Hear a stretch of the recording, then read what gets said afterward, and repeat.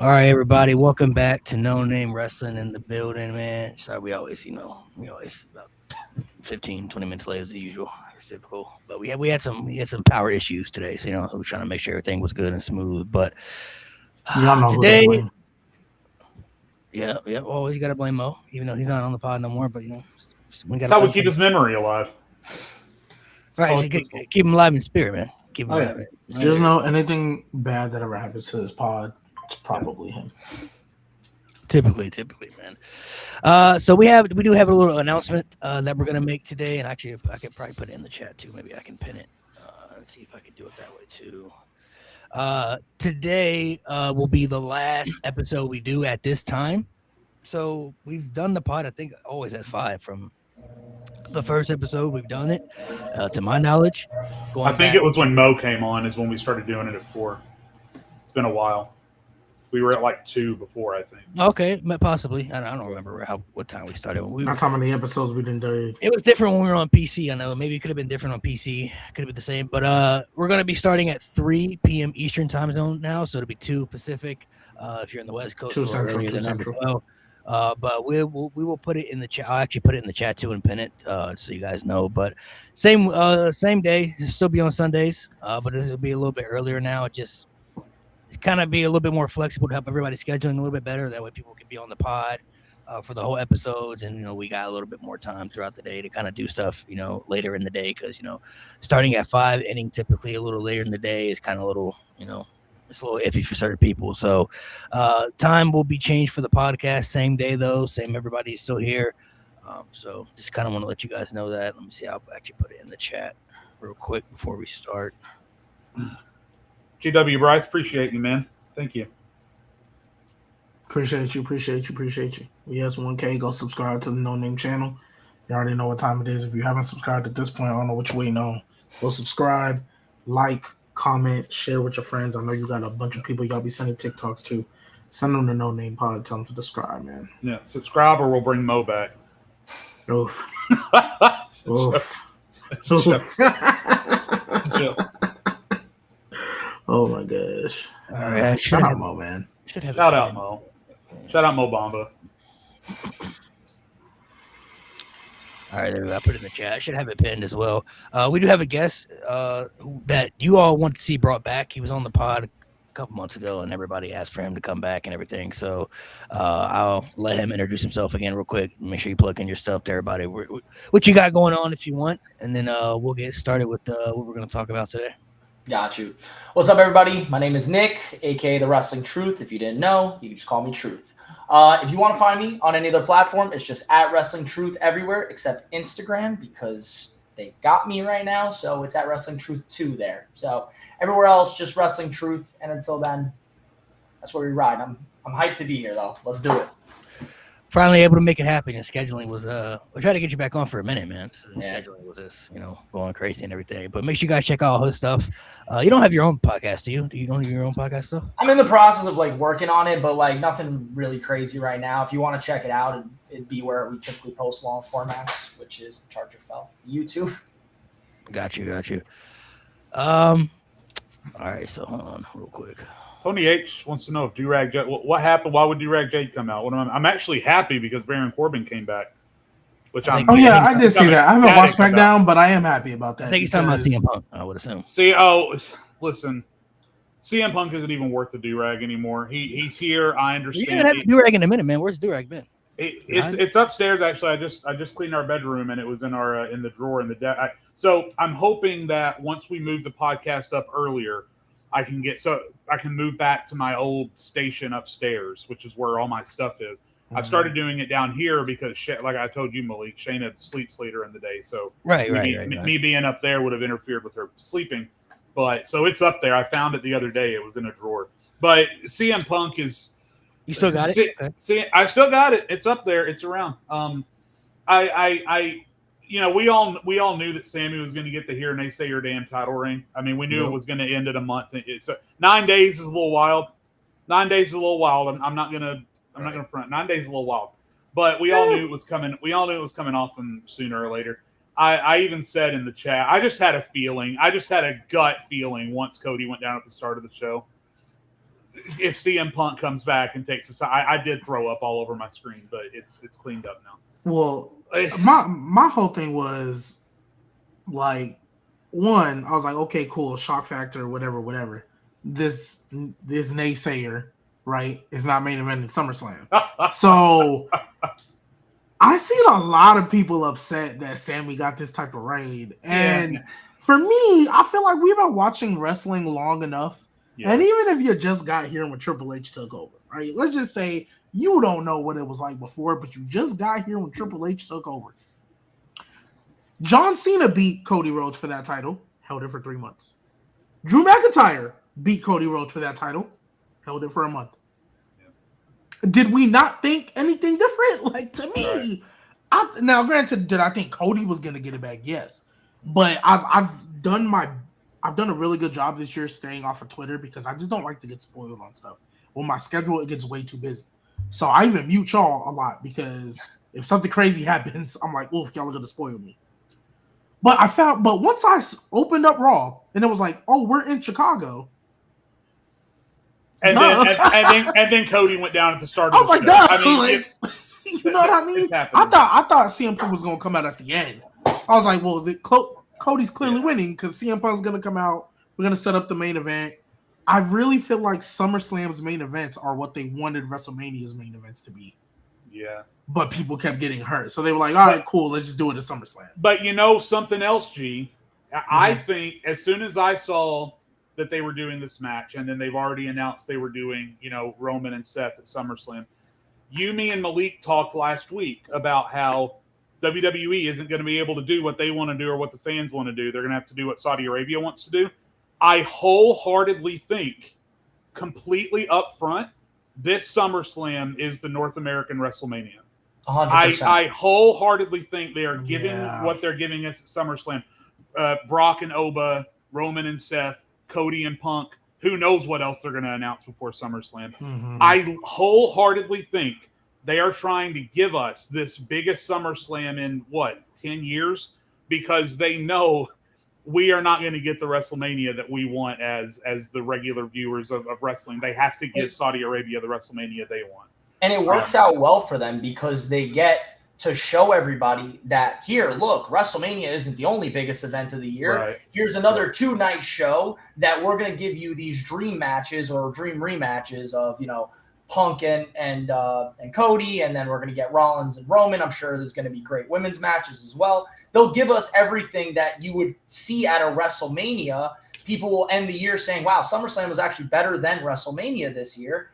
And then you'll end up going into next year, and now SummerSlam kind of can hold that little bit more of weight that WWE is just begging to happen. And especially with TKO in charge, you could legitimately end up with multiple WrestleManias in the next 3 years being at Saudi Arabia. So WWE needs that number two event that they could kind of book the way they want it to.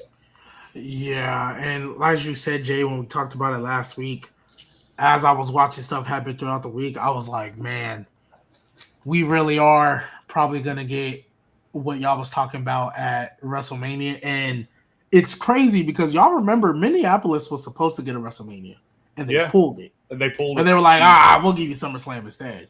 Yeah. And it's starting to look like a blessing in disguise because there was a show they did in Minneapolis before this. I don't remember what it was. But I remember sitting there, I was like, see, this is why y'all didn't get a WrestleMania. Look at this crowd. That was horrible. But now you got three main events. But, somebody got to take the opening slot, which will probably Cody and Punk, because I don't see a world Oba and Roman don't end both nights. So Cody and Punk will probably take a night 2 opening slot, and they'll probably give Liv and Io, or if Becky, I don't even know if Becky's been on TV, but if Becky has a match, they'll put her in the opening slot, whatever the case. It's just, I'm more so like, I don't know why we didn't see the Sami Zayn aspect of it coming. Like, that was Jay, you even said, he came out on the press conference. He was like, I don't care if it's only for a week. I don't care if it's only for... He knew. Yeah, and I think everybody knew. I think this was more so that people would be like, ooh, I should start, as Malik said, I should start tuning into these B-level shows. Yeah.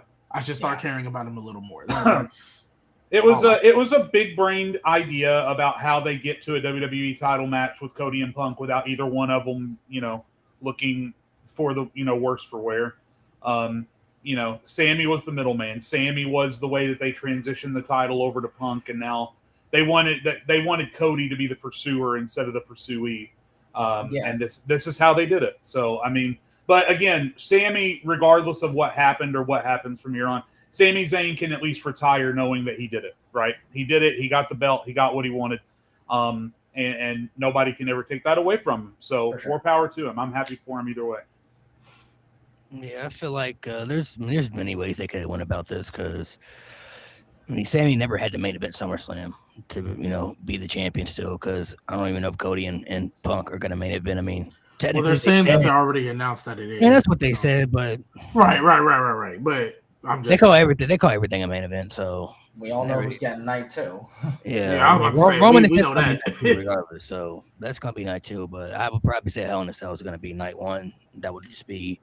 That's what I would do personally. They still, for all we know, they still could. They might change their mind. They still could add Sammy to them and make it a triple threat or something, because they got this tag team match. I hope not. What a weird. Yeah, it's Saturday night's main event, so like they can still add people to it. Wait, what's the tag match at Saturday night's main event?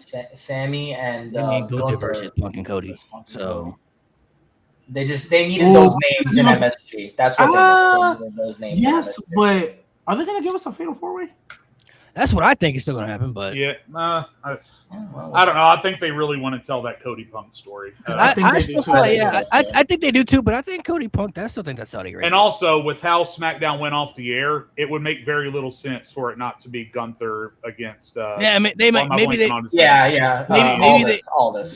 don't add Gunther to it, but like saying I can still see Sammy added to it, and we still got to think too. Like there's still people who we haven't seen on SmackDown in a minute, like Drew, Randy, where it's like we don't know. Speaking of that, why hasn't Rhea had to give her title up yet? How long has she been gone? And she says she's still dealing with a meniscus tear. Because who else gonna hold that strap? They just completely curveballed it by putting they just took the Charlotte and Jade that was going to probably be involved with Rhea and said, all right, we're going to take it. And we're going to move her to the women's U.S. title. And now it doesn't even need the women's U.S. title because they were on TV and the women's U.S. title wasn't. So. Right. But I don't know. When they usually strip champions, like, obviously Naomi got pregnant. That was a different story. But usually when people get hurt and they strip champions, they have a champion ready in the way. Who else SmackDown going to hold that strap? Anybody. You got a whole roster. They could have given it to Charlotte or Jade. And let them feud. To Jade? You want to matter who the champions are? No, put it on the line between Charlotte and Jade and let Charlotte win. Put it on Charlotte. Whatever. You got a whole roster. Pick somebody. I'm not gonna lie. Now, granted, it's their fault they're in this position. Let me just be clear. It doesn't. But it doesn't matter who the champions are. For being honest, though. That's the problem. But that's a problem. That's literally the problem that they put themselves in because they don't know how to book a consistent women's roster. Yeah. The simple solution is granted, you just had Queen of the Ring, so I get it. But I would have, if Rhea really gonna be out for this long, I would have been had a tournament. Yeah, I would have been had it. But they honestly are probably just with the 2-hour SmackDown and their atrocious booking decisions for SmackDown. They needed to find a way to cut certain things off that hour, and they are feeling so great right now that they don't have to book the one specific title. They don't have to worry about booking that at all. So I think they're going to continue to wait until Rhea is ready, and because they're trying to buy themselves time and figure out how they're going to fit everything into 2 hours when they could barely fit things into 3 hours without all the ads and stuff that they need. So I think they're just taking the time to just wait it out with Rhea, especially because they would then, if they gave us a new champion, they would need to find a time slot for them, which means, probably going to lose out in the women's U.S. title, probably going to lose out in some time with the tag division, which they don't care about. But they're digging themselves up. Well, to Malik's point, I don't necessarily think it's bad that the title itself is, but the problem is who it's on. Like if the title was on Tiffany, right? BFAB, whoever you want to say, the crowd probably wouldn't notice. But since it's Rhea, I'm not saying people are noticing the title is gone, but they're definitely noticing that Rhea is gone because Rhea is still their most popular star on the entire roster. So people are noticing that Rhea is gone, and then by extension, she's holding that belt. So now it's a distraction. Now people are wondering, like, when are they going to defend this belt? When's it coming back? It feels more legit when the title is there. And listen, if you want to throw it on Charlotte, bring Rhea back in a month and have Rhea win it right back, fine. But I don't know. I feel like you have to be consistent with these kinds of things. And if the person holding that belt, who you're saying is the most important champion on the roster, to not be there, I feel like you need to get it back on TV one way or the other, especially when it's on somebody who everyone notices isn't there. It just feels weird. Especially when a show like SummerSlam is about to. Right, yeah. Like I mentioned before, it doesn't really matter who the champions are, because you have I don't know what scenario is worse. You have one champion who's there all the time and hasn't done anything with it, hasn't defended it, hasn't had any stories for it, but she's there every week with the championship, but they literally give her no stories or no reason to defend the championship, and she's been champion for over 80 days, might I add you. Yeah. Or you got a champion on the other hand who's not there and can't physically defend the championship because she's injured, but they won't take the title off that person. So I don't know what scenario is worse. They're equally as bad. You have one champion that can defend the title, but you choose not to have her defend the championship. And then you have one person who is the champion, can't defend it, but you won't take the title off that person and give it to somebody else. I think it's worse with the second one where they're literally, or I'm sorry, I think, I think it's worse when they're not there, because at least if they're there, there's still a presence.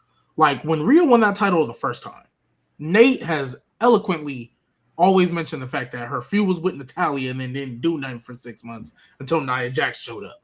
But Rhea Ripley still on TV, people cared. It was still a presence that SmackDown, no less, definitely needs. Yeah. I hate the fact that she's in a feud with the J Fusion Collective. I hated that went so long. I hate seeing the J Fusion Collective on my screen all the time, right? But at least it's a presence. And believe it or not, people still care.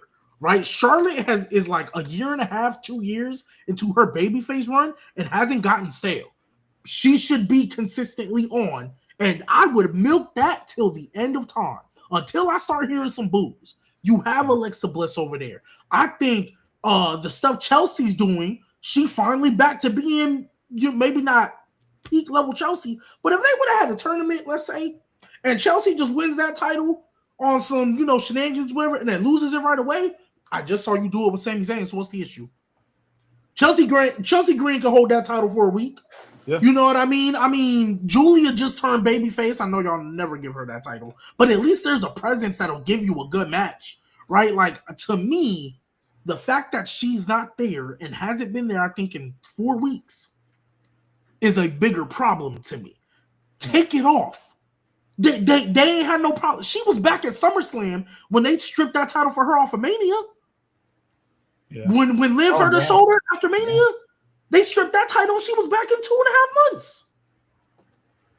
You know what I mean? So, and this is when you treat one, certain demographic one way and a certain demographic another way, like someone said in chat a minute ago, it does start to come off as preferential treatment, favoritism, whatever you want to say.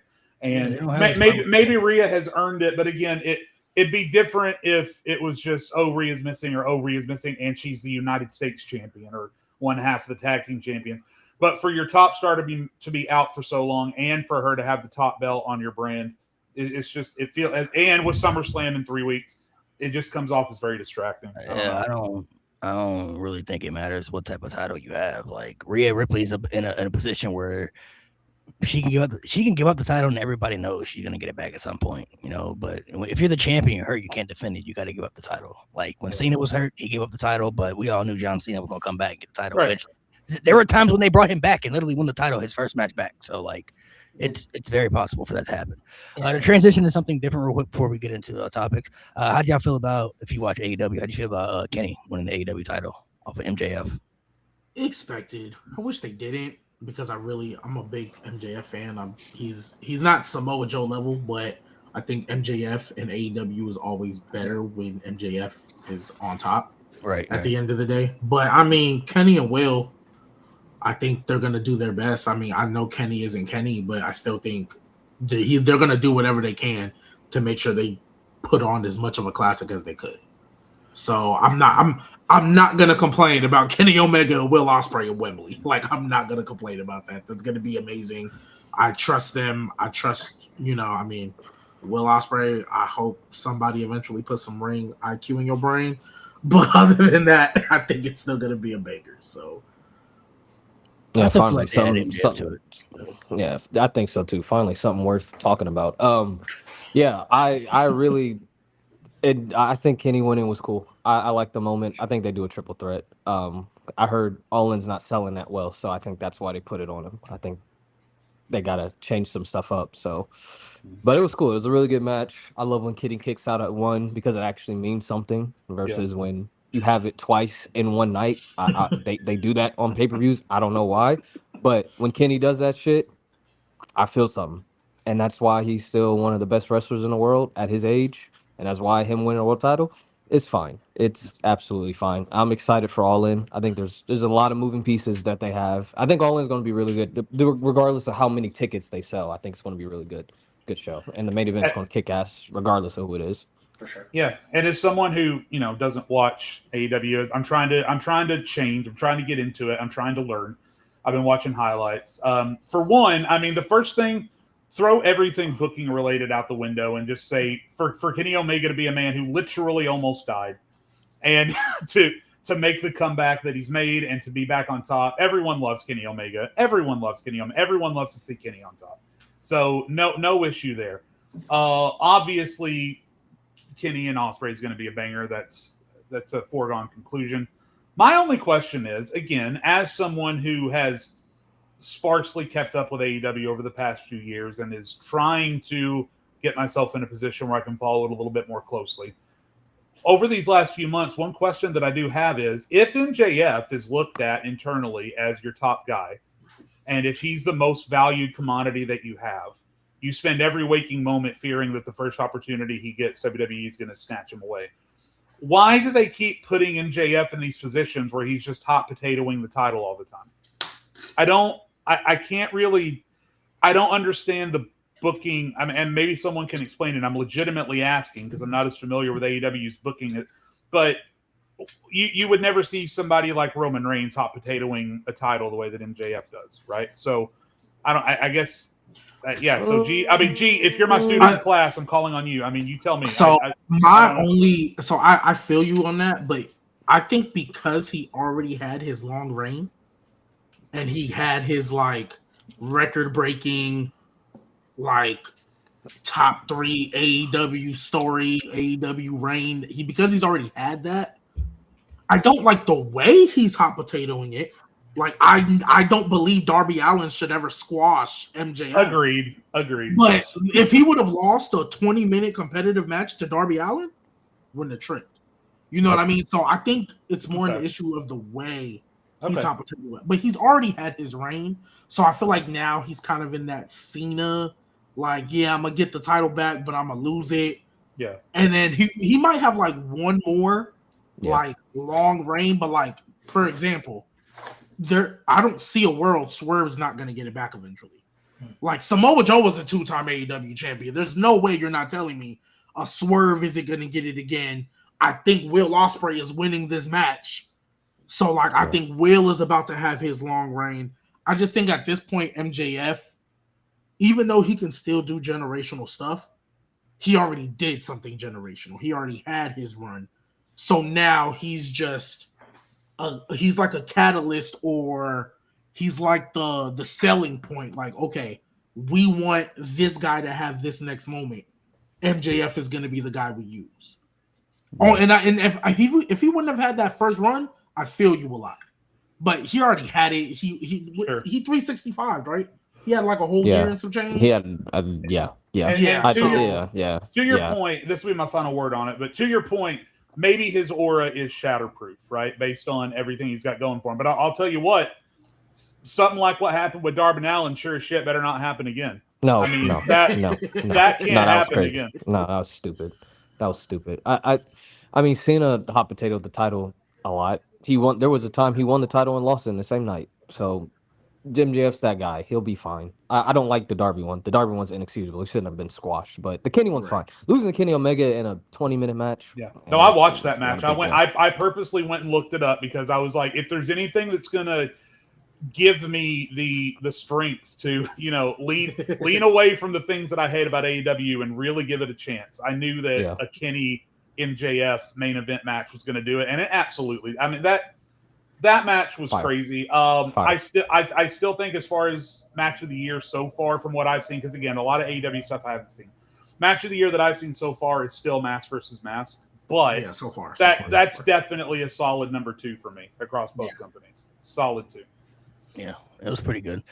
Like I said, I still think they do the triple threat at Wembley because if MJF's not going to be in it, I don't really know what he's going to be doing on the show. So I would assume they want to do the triple threat. I mean, of course, you could still run Kenny versus Ospreay 3, it'd be fine. But I think MJF adding him to the mix kind of makes it a little bit more interesting. I mean, I still think Ospreay, regardless, is winning.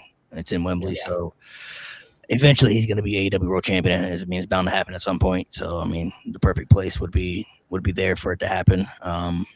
Kenny get in the rain, I guess, was kind of just a little bit of a switch. I think AEW is trying to present themselves obviously a little bit more different than WWE, where their champions wrestle a lot more and you get more title switches on you know your TV shows opposed to like your pay-per-views and stuff like that. So it gives you a different feel of, hey, you got to watch our weekly shows because you never know what can kind of happen type stuff. They've been doing that a lot lately, which is kind of what I mentioned last week. What needs to happen more within like WWE with like Sammy winning and shit like that. Those are like factors of like you need in wrestling where it's like, you think one thing's going to happen, but then something else happens that you weren't expecting. Well, now you got to tune in next week because shit, I wasn't expecting that to happen. So now I got to see what happens the next week to follow up with that. So the move was fine though. I mean, Kenny is still able to put on very good matches. He doesn't have the same presence and aura that he once had before. And I think maybe they're trying to build that back up a little bit, to kind of get him back in that resume and that like, hey, Kenny's still one of those guys, you know what I mean? So I think the triple threat would still be the smartest move because from a business standpoint as well, if I'm AEW, I would want MJF to be in the main event of that particular show as well. So I think the triple threat is probably the move we're going to get to. We got a super chat we're going to get to real quick. Appreciate the donation in the super chat. Josh said, what was the point of Oba winning King of the Ring if you're not going to give him a championship opportunity that you advertised to get? So I can understand what he's saying. I know that WWE been at the rules. You know what I'm saying? Typically, they do that sometimes with certain things. But Oba still is going to get his title shot. It's just going to be after SummerSlam. So and that's what he said on TV. He literally was like, the champion will be there whenever I want. I don't need it at SummerSlam. Give me Brock instead. Yeah, but I understand people. They've been at the rules. If you win the King of the Ring, you get a title match at SummerSlam. I know that's what everybody was expecting. But hypothetically, looking towards the future, coming off a Brock win inside Hell in a Cell and then going after the title, I think helps make Oba look stronger. But then again, we don't know when the title match is going to happen though. So knowing WWE, they could stretch it out, and do some other things, which. I understand the uncertainty of questions that people might have because it's like, okay, if he beats Brock and Hell, we're going to the title right after, or are they going to stretch it out further? So I understand the concerns of the aspect, but the title shot is still his though, just in case there's some confusion there. Yeah, I think they're just going to wait. I really believe it's going to be at Mania if they can't get Dwayne, and if they can get Dwayne, then they'll push it to an even later date. Like I genuinely think the reason they gave him the King of the Ring win is because they believe in accolades and they believe in rewarding the guys that they want to see in the top. And Oba is extremely over. If you were going to have Oba lose, you needed him to lose in the Fatal 4-Way. You couldn't have him lose where he was going to get pinned. Right. So I think they literally, and mind you, like this is a hole that WWE dug themselves in. They didn't have to say World Championship match at SummerSlam when they first did this. They said World Championship match at SummerSlam. So now everyone's expecting World Championship match at SummerSlam. So I understand people being upset at the bending of the rules. And obviously, yes, in the end of the day, Oba does get the world title match at some point. But I'm just not understanding because I know how WWE is. And with marquee matches, they want them at big shows. I don't know what they're going to do with Oba between the SummerSlam beating of Brock and then eventually WrestleMania because I highly doubt they're going to give that title match anywhere before Mania. And I know what they could do. They've done it with Braun Breaker. They've done it with plenty of talent. That's 5 to 6 months span. A lot of momentum can be lost if you don't give them something to do that's worthwhile. I don't like Brock, but this match that he's going to retire Brock in the Hell in a Cell, I don't like Brock, but that's going to be a big moment. And it's not as big as retiring him at Mania, but it's still a big moment. And I'm worried that he's going to cool off just because WWE doesn't know what to do with him. And my issue, I didn't mention this last week, but I had the same thing because I was like, I don't see a world they're going to take that title off of Roman before Mania. Yeah. It reminds me of Gunther. When they said Gunther was going to retire John Cena, I literally said, you have to strap the rocket to him. Then they went on the career killer gimmick, but AJ decided to retire before Mania. So that took away. I was like, okay, if Gunther's not going to go get the world championship, all right, cool. He fights AJ at Mania to retire AJ Styles, someone who we all are, we love and all that stuff. Cool. But you can't do something for Gunther. My logic was you can't have him be the guy who taps out John Cena in his final match and not strap the rocket to him. Everybody assumed we were going to get Brock, but they fed Brock to Oba. Same thing with Oba. You can't feed Oba somebody like Brock. And WrestleMania, we thought he retired him, but now we assume SummerSlam is where it's actually going to be retired. You can't feed him somebody like that and not strap the rocket to him. Only problem is, it's not CM Punk holding the world title going into Mania. It's Roman Reigns. How confident are we that Roman Reigns is going to drop that title before WrestleMania? I don't think so. It's hard to see. I mean, it's hard to see. So, I mean, I think the easy answer for how you keep the momentum with Oba, if you are going to wait until Mania or later, is to do the Gunther path and give him the IC title and just have him start running through guys. I would actually have him dismantle the bloodline. Like, I would have Oba just dismantle the bloodline for the next, 6 months, one by one. Obviously, Jay and Jimmy, it's not that big of a deal. But, I think that's the only way that you could slowly build up that path to Roman. Give him the gimmick that they were supposedly going to give Drew of the bloodline, whatever it was called. I would just have him go there, and then you build up to the moment where Oba faces Fatu, Oba beats Fatu, and then you can go to Oba Roman. I think they dug themselves a hole because of their desperateness to have big matches at big PLEs and not giving Oba the world championship match at SummerSlam. So, that's just what I would think. I've said before on the show that WWE's biggest drawback has always been, even especially since Triple H took over, is their tendency to back themselves into a corner because they constantly want to have their cake and eat it too. And then they end up in scenarios like with Cody and Roman a few years ago where it's like, oh shit, what do we do now? And then they just sort of panic. And now, to their credit, eventually they do seem to have a good habit of recovering and being able to find the right resolution. But they wanted to run back the bloodline because their ratings were crashing. Yep. They wanted Oba to win King of the Ring, and they wanted Oba and Brock. So now you have these three things that they don't mesh. They don't run together. It feels like you can't have all of those things at once. Yeah. And the only way they could have their cake and eat it too with the King of the Ring is the way that they did it. Now, and I told Malik brought this up last week, and I completely agreed with him, that if there's anyone in the company that I wholeheartedly believe can and will run back through everyone in the company to get back to Roman Reigns, I think it's Oba, because he's already proven that he can do it. So why wouldn't he be confident that he can do it again? And I think it provides a lot of narrative harmony for Oba to display confidence in everything he does, from his entrance to his promos to his matches, but then also in character be able to tell Adam Pearce, you want me to run back through everyone in the company? I will, but I'm going to go take care of Brock first. So I don't have any lack of confidence that Oba's going to find his way to that world title match. I think there are ways and means you can keep his momentum going until whenever that's going to happen. I think the biggest roadblock in the way now is, and again, me and Malik were telling G this last week, everything they do from now until Mania, they are booking around that Saudi Mania. Whatever the Saudi Arabian Sports Authority wants to happen at that Mania is going to happen. And so from now until then, they have to book around that. Find ways to keep us happy and enthralled while still making sure they are gearing towards whatever they're planning to do at this Mania. So it'll be interesting because, again, I don't think any of us really know, aside from if The Rock wants to be there, he's going to be there. I think that's the only thing we're all sure of. Outside of that, it's unknown right now. Yeah. G, I need you to pull up your screen like a list, like a format or something. Like a table or just Like what Microsoft? That was called Microsoft. like Excel. Word or Excel? Yeah, something like the thing you did with the draft. Like pull that up, like whatever you were down with the draft on. Mm.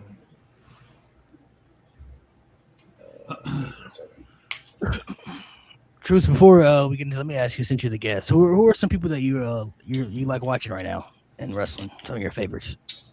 So I recently just started getting into AEW a lot more, and I can't lie, Ospreay just catches my eye. I've watched him before, I've seen highlights, I've seen matches, but like Right. to actually sit here and watch him weekly, he's been extremely fun. And I mean, it's just a breath of fresh air, you know, like you don't often see the top 10. I mean, when you watch WWE, dude, like we could count on our hands the last time in the last 5 years how many times Roman Reigns has wrestled on regular television. Guys like, you know, Ospreay wrestles so frequently, it's awesome to see. But I don't know, it's interesting because I'm loving Oba. Oba's, you know, I know he could do more because we've seen him do more. WWE just doesn't want him to do more right now. Javon's been a lot of fun. I see high hopes for him, and I think as much as people want to be pessimistic about Javon, I think WWE does know what they have in him. Carmelo's been awesome. I love seeing what Chelsea Green is doing. There's a lot of good stuff amongst the product right now. I think there's just some booking decisions, some stuff that's kind of putting them in a tougher spot, and this constant forcing of a later date. Like we have this plan. I take the Rhea thing, right? Like Rhea hasn't been on TV. Why haven't they taken the title off her? Because they want to do Rhea and Charlotte, and maybe even Jade. They want to do Rhea and Charlotte, and they're not going to give up until they get that. Liv has not defended her title because they want to do Liv and Stephanie. They have to wait until that moment's there. They don't want anything filler in the middle. They don't want anything to build up in the middle because the moment that person is ready, that's what they want to get to. Doesn't mean I don't like watching, you know, Liv wrestle when she does. It's just I think the booking decisions by WWE is making it really hard to watch a lot of the superstars because you know there's nothing consequential there. There's nothing important there. But yeah, those are the ones that I'm kind of like really into right now when it comes to it. I'm sure there's going to be plenty more that I'm going to be excited more towards Mania time, but right now, yeah, those are the bulk. How do you want me to set this up? Just set it up like it's a top 5 thing. So just put. So everybody's gonna put a top 5. Yeah, I'll explain it when you put it. You can just pull it up regularly if you want. That's fine. Yeah, Noah. We were talking about that too. Unfortunately, the move to Netflix has not been nearly as gratifying as I think we all thought it was going to be. You already share your screen? I think we had high expectations don't that know have if it's been set up severely yet. let down since they moved over. I see it. Yeah, that works. That's fine.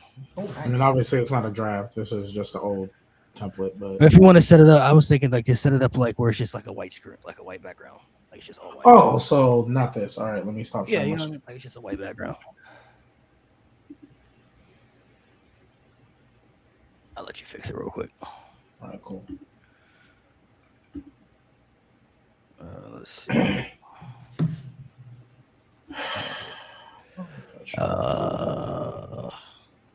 Did we get to that super chat? Oh yeah, I did read that one. Super chat. I didn't get to read it. Ever since the first one on Netflix. Oh yeah, that was like the downfall. Really, honestly. Yeah. That's when things You changed. will. Chelsea is definitely the right call for Money in the Bank this year. I can't think of anyone else that would be a better choice than Chelsea at this point. The fear is always that they are going to put it on somebody that doesn't need it because they have a tendency to do that. Yeah. But I don't think there's anyone that needs it more than Chelsea at this point. You know what would you? And speaking of things that don't need it, I'm about to contradict you, Jay. You know what would have been low key if this was the route we were going to go for SummerSlam? You know what I'd much rather them do? Instead of putting Oba in here just for him to not get the title, CM Punk should have just won the whole thing. That's how I feel. Yeah. CM Punk should have just won the whole thing if this was the route we was going to go. Yeah, I don't necessarily disagree with Not that. necessarily, I guess. I guess it's, if you look at it from that perspective, yeah, sure. So what we're gonna be doing today for a little bit, just something different and fun. In case you guys haven't seen the title of the episode, this is just going to be a random top 5 debate that we're going to have. So I got a bunch of different categories here that we're going to have top 5 on.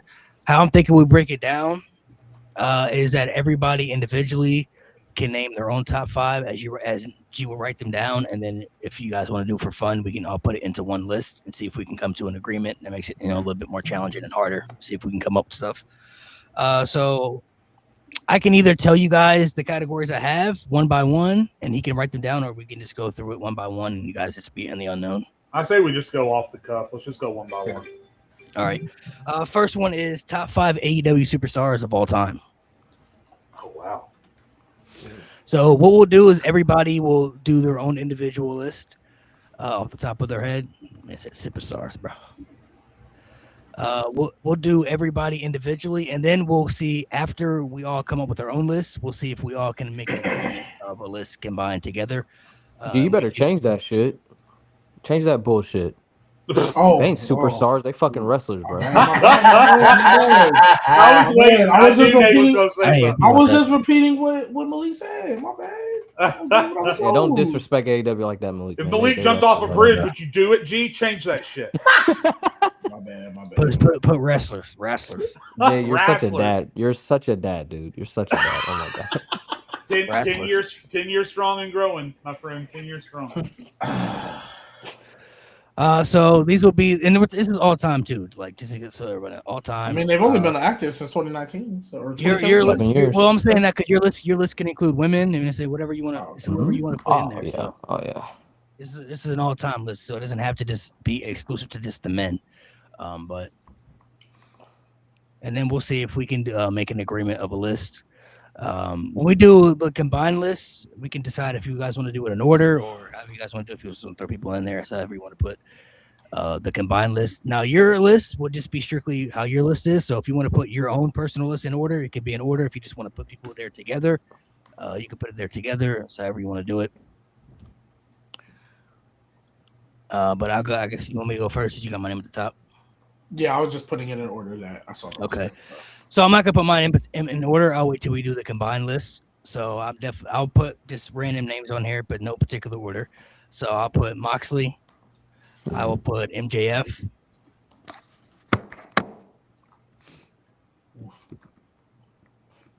Mox and JF. Yep. I'm gonna throw Hangman in there.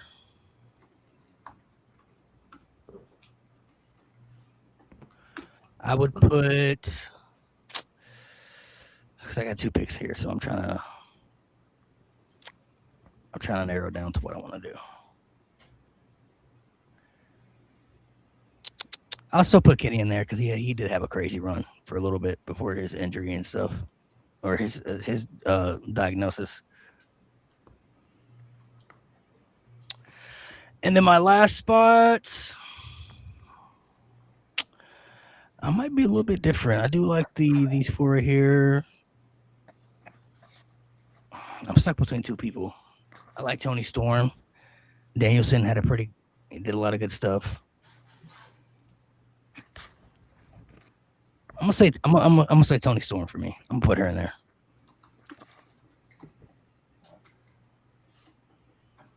That'll be mine. All right. You want me to go next? Yep. So I basically have the same list. I'm also going to do no order. The only thing I had different here, and once again, like I haven't watched AEW anywhere near as much as I probably should have.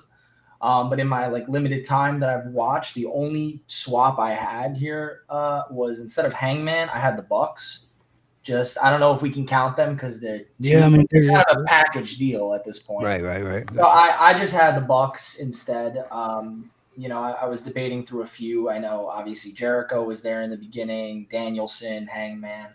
I kind of just went with this and in no order, this was what I had. If I had to, I feel like I'd put Mox first because the workhorse that he is. But yeah, this is my group right now.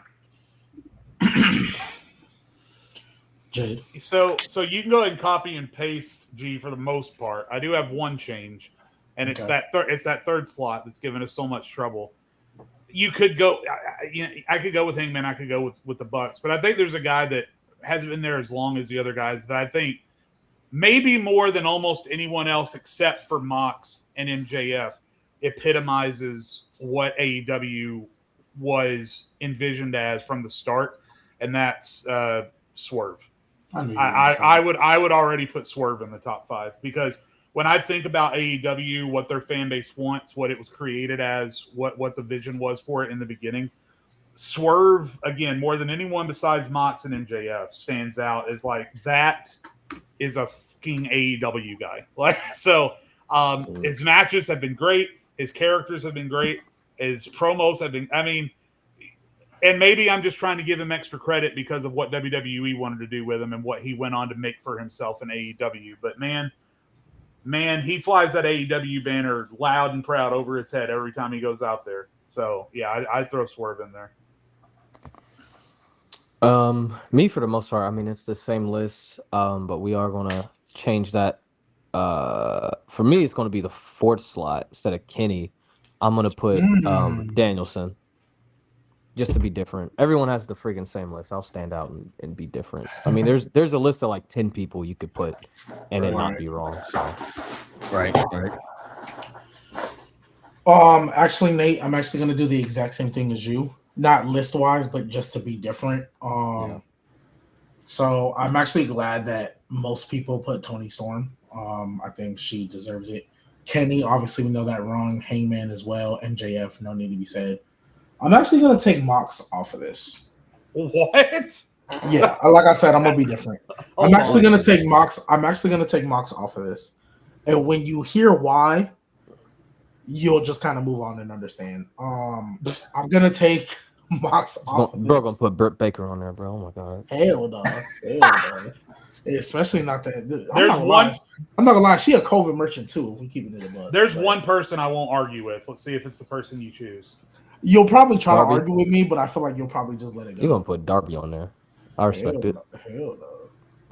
Hey, with me, this is my list, guys. This is my He's gonna list. put some Mojo, bro. Hikaru Shida. Ah, God, he is gonna put Samoa Joe. Gee, baby, you son. That is not.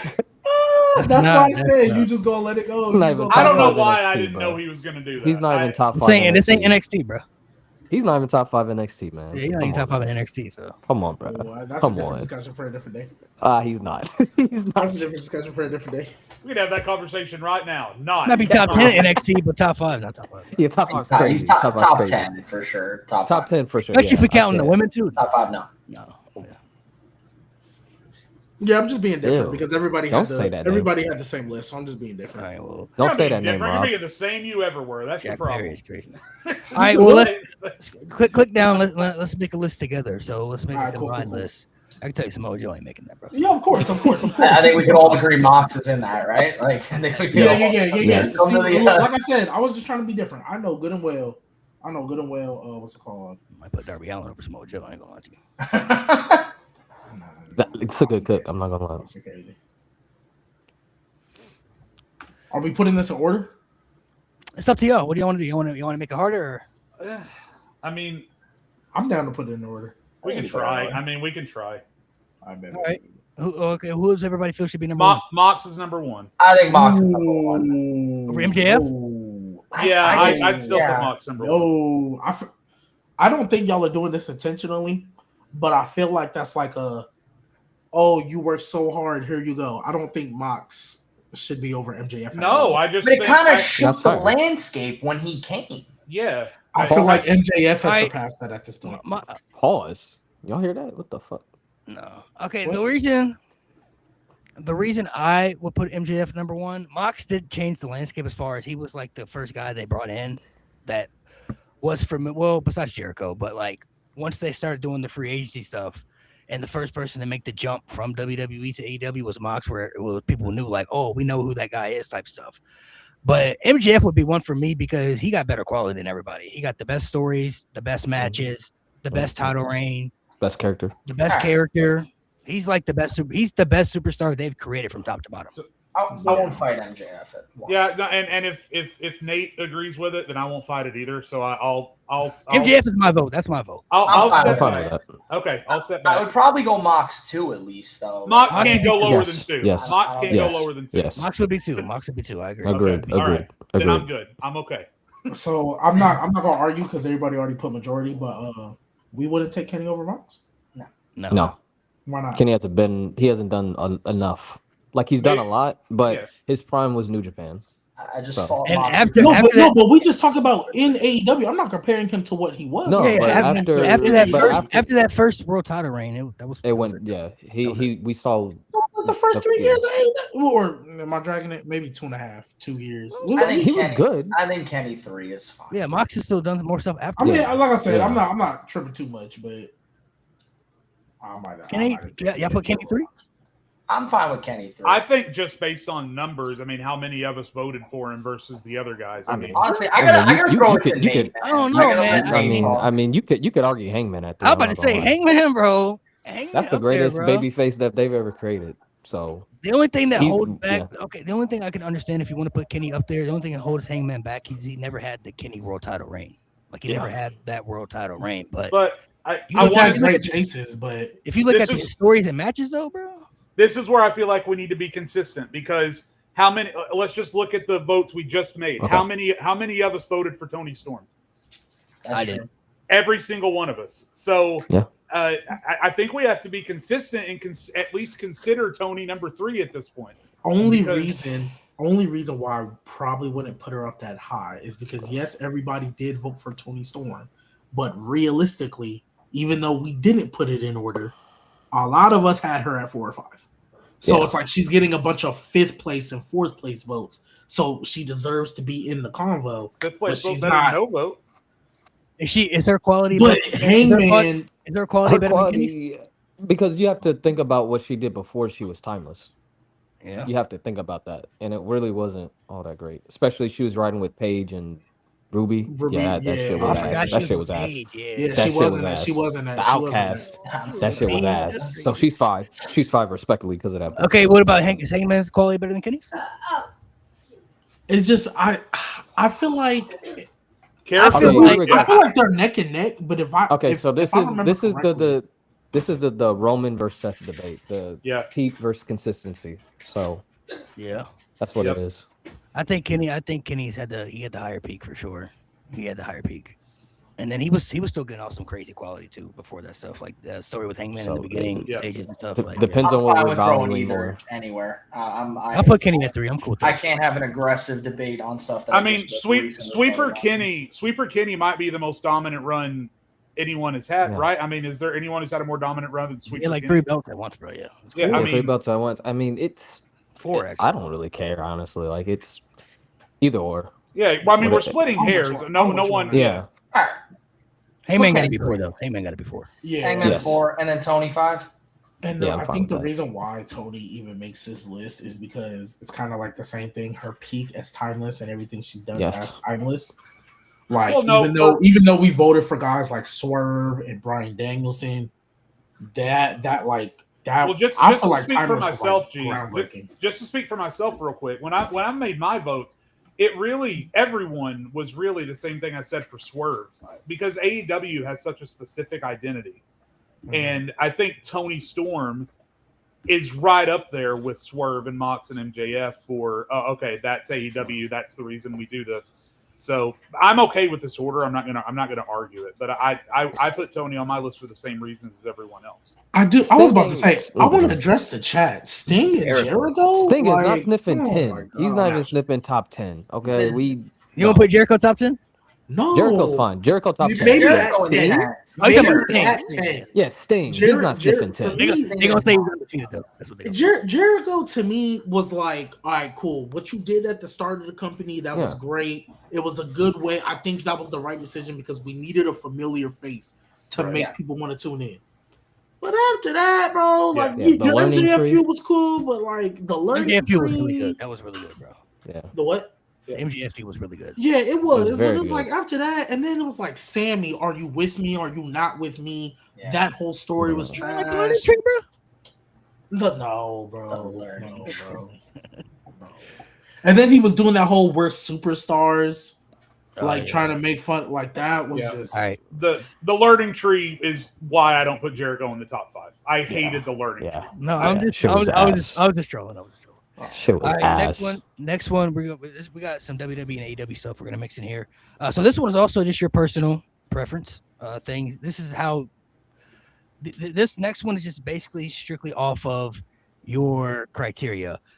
Top 5 superstars that should be the future for WWE. So people that are young and upcoming that you're looking at, and it's like these 5 have to be established somehow for the future in some way. These got to be the 5 that you have to utilize, for high stakes for the future.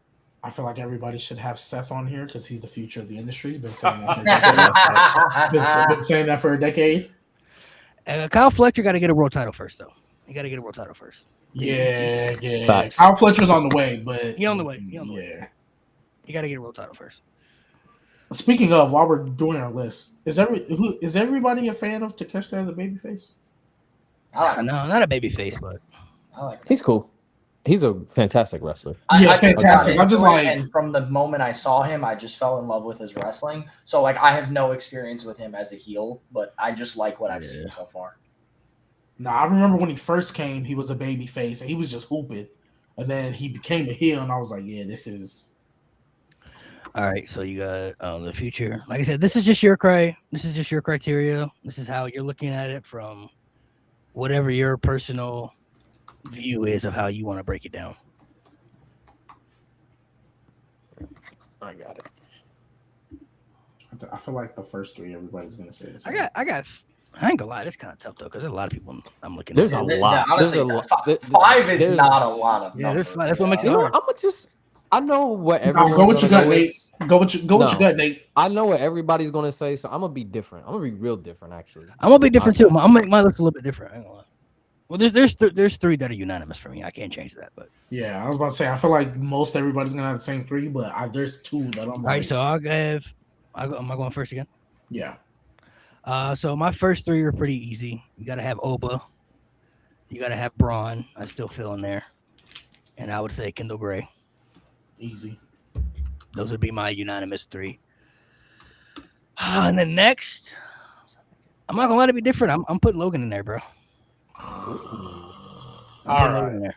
All I'm right. putting Logan in there. All right. We talking Billy future, just woke up and said, "You know what time it is? It's nasty time." That's what. Hey, we talking future. Hey, my Samoa Joe pick don't feel that bad. Right Listen, we talking future. We talking business wise too. I gotta put Logan in there. You gotta stay healthy first.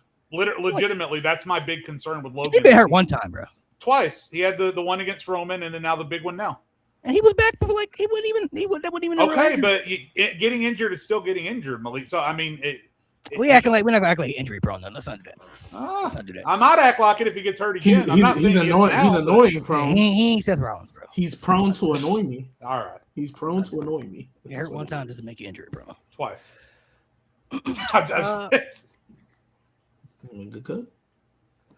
That last spot. I can give y'all TKO's top 5 if y'all want. Don't. TKO will say Roman. Roman, Roman. Cody, Cody. CM Punk, Roman, Brock. Cody, Punk, Seth. Brock Brock. Lesnar. Look, I know a lot Seth of people Rollins. don't put Logan in there because they don't like Logan. So I understand why people won't put Logan in there. But No, I love Logan as a wrestler. I'm just making it clear that my reason for not putting him in there is because I don't know if I can depend on him yet. yeah, I don't think that's a He just annoys me. I don't think that's an issue. I think he's Yeah, fine. He's he's an not. athlete. He's at one. I don't have to agree. I just that's what I'm seeing with my eyes. So I mean, hopefully I'm not hoping he gets hurt This again. last spot though, because like I said, we got a lot of people in NXT. Ooh. I just mean, thought of we one. have some people in NXT. There's a lot of people in NXT's, NXT. oh my god, NXT got a lot why'd you of hand it great to me? talent. They do. Nate, I'm telling you, man. I'm trying my best, bro. You don't get it, bro. I'm gonna say I You don't don't. get it, bro. I don't get it. I'm trying though. My Nate. my I'm last trying. spot. I'm gonna say for my last spot. Roman Reigns, man. Just say it. Yeah, Jey Uso. I'm Go ahead gonna and say say Javon. LA Knight. I'm gonna say Javon. Yeah, I'm gonna put Javon in that's, my last spot. that's very fair. I'm gonna put Javon in my last spot. I like it. He gives The reason I'm putting him in there is because I think there's nobody like him in the company right now. He gives off a different presence that Nigga, nobody else has what? in the Yeah. company. that boy needs some media training. You need people like that. So He goes. So I'm not gonna lie, like it's as many different people as you could pick. It's also very difficult to avoid the Oba and Braun. Like I think Yes. majority of people are gonna pick Oba and Braun. So I guess I'll try to avoid using them. So I'm trying to keep it to like obviously future is a tough thing with WWE. I'll try to keep it to like 32 and under. So in no order, I'm gonna go Blake Monroe. Nice. I'll Could be a good pick. go Very good Javon pick. because I refuse to not put Javon in my list. He's like my literal favorite to watch right now. I'll put Javon. I'll go Roxanne Perez. Oh, good pick, bro. Good. Dude, it's pick. crazy because Good like pick. Good you pick. could put Rhea. You could put Rhea. She's 29. She's so young. Like you could put Rhea. I'm gonna not put her just because it's too I was easy. gonna say she's already the. she I'll already put- done everything. So I'll try to pick somebody else that I have high hopes for. Mello. Yes, he should. You Yeah. can dream. And dude, I am the biggest Kendall Gray fan you could find. Yeah. So I'm I'm putting so her on happy. the list and I'm not changing it. She I love followed me. She followed me. That was an awesome moment. Oh, I'm jealous. It's all right. I don't have access to that account anymore, so it never happened.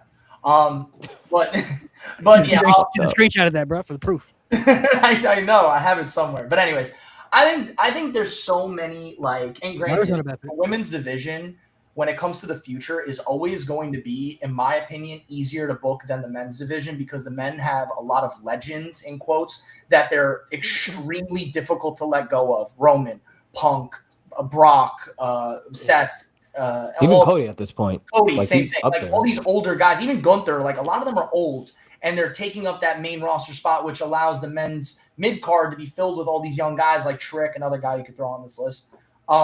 But the women's division, they don't have that legacy tax that you need to pay in order to be at the top because they didn't care about women's wrestling for years. So I feel like it's a lot easier. And they also take more risks with the women's division, which I don't want to say, but it kind of feels like they just don't care as much sometimes. They're willing to let people like Stephanie Vaquer win the women's world title, Jade Cargill win the women's world title. Like they're willing to risk things and try things, whereas I just don't see it with the men's division. So it's a lot easier to pick women's superstars that I could see as the top because I genuinely can actually see these. I could see Kendall Gray winning a women's world championship within the next year. Like I can actually see it happening on the main roster. Oof. Yeah. I don't know what main roster you watching. It should be that way, but oof. He said Finn I Balor. know what main roster I'm watching. Oof. I think they'll fall in love with I mean, I hope. Sean and Hunter I hope. love each other, bro. You can't imagine that Shawn Michaels doesn't have late night talks with Triple H about it. You I say think- that truth. No, I think TKO actually will see the value in her. I think because so. She's got, I I think she's was got about to crossover say. appeal. I feel you, true, but like, I'm pretty sure they're having a conversation. You think Shawn Michaels and Triple H was like, "Hey, yo, you remember when Pat McAfee had that match with Adam Cole? Put him in the main event." But You know think what I that's mean? because- Like- I think that's because TKO gets involved with the men's main event. They don't care about the mid cards. With the women's main event, they want Rhea involved, they want Liv involved, but they don't like force different things to happen. I think the men's main event is TKO ran. I think they want certain superstars at the top because those are the revenue movers, and that's what they care about. They have an exit plan. They're going to get out of here in like 5 years, TKO. They're trying to make as much money as they can in that next 5 year span, and then they're not going to give a shit anymore. I think when it comes to the men's main event, TKO is heavily involved, but I do think when it comes to like the mid cards and stuff, and even some of the women's events, I don't think TKO has this overwhelming presence where they're like, I mean, because like what women's celebrities have we seen involved so far? You know, Right. like they're not forcing that, but we got Pat McAfee, we got Lil, even though Lil Yachty's a little different because he actually likes it, but like we're getting a lot in the men's main event because that's where they view revenue. That's where TKO sees revenue. They see Roman Reigns, they see Cody Rhodes, they see CM Punk. That's where they see revenue, so that's where they're going to stick their head.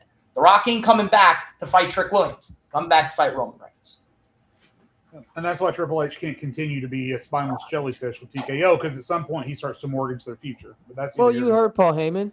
Triple Um, H likes to please as many masters as possible. Yeah. He can jerk off multiple dicks at once. So Everyone that talks about When did Triple Paul H Heyman say says that exact line. They say he knows how to please all the interested parties. It's so obvious that he has a lot of people to answer to, and that's not me giving him like a slack, because you could still book a good product and half the time he doesn't. But it is very obvious that Triple H is the guy they picked because he will listen. he's a good ass kisser. And He knows how to kiss ass. and Did it he with Vince McMahon for so many years. married the boss's daughter. Like, I'm not saying. I'm just saying. I'm not saying. I'm just saying. true. Who's next? Go ahead, Jade. Yeah. So mine is pretty easy. I don't really have to think about it that hard. So I do have Oba. I do have Braun. I do have Roxanne Perez over Kendall Gray, just based on the fact that she's just more proven so far. And then at the end, I have Trick and Dom. Though that's my 5, and I don't really have to think about it that hard. Solid.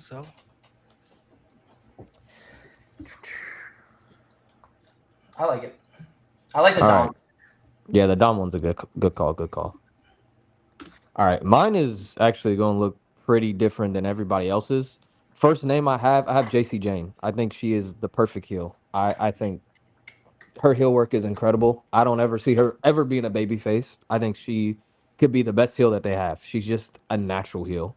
Next, I have Dirty Dom. I think it's pretty obvious. I mean, they did cool him down after WrestleMania last year, but there is they can pick it back up again. He's still young. He's so hot in Mexico too. Yeah, very hot.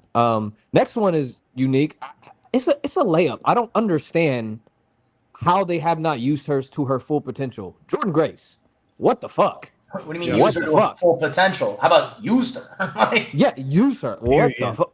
She should be at least the Women's United States champion by now. I thought that was an easy layup. She wasn't even using Uh, NXT like that either, which is crazy. She really wasn't. she just never was the title holder, but she had I liked her Blake Monroe feud. I Yeah, thought she it had was some really good cool. stuff, but like, she never even snipped the title in NXT either, which was like, Yeah. She never did. Which they I think is called just her a up. given. You see her look, you see like she's an obvious could be the face of the women's division very easily. She's a fantastic wrestler, but I don't know, people are blind. Next up, Tristan Angels. I think again, perfect heel. The perfect heel. I like, oh my god. He's so That's that pretty he's so boy, right? young.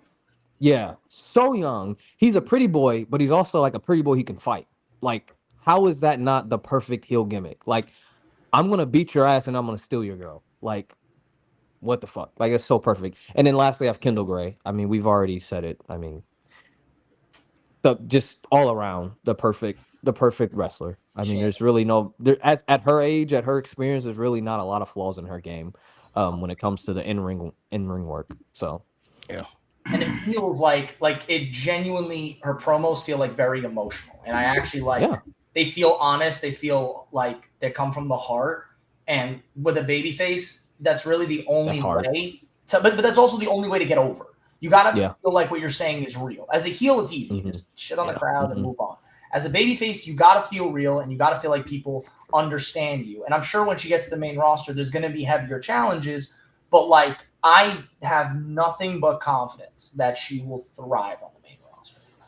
yeah, Hey, real quick, Nate, you know what's funny when you say, how can they be missing on Jordan Grace? What's crazy is that WWE at some level sees it too, because when they wrote their story for like the what is it, in the video game where Jordan Grace was the champion you had to overcome, they put Jordan Grace in that position where they could have done it. So they literally wrote her as the dominant champion that everyone has to overcome in a storyline in a video game. So at some level they see it, and it's crazy that they haven't seen it in real life. It's nuts to me.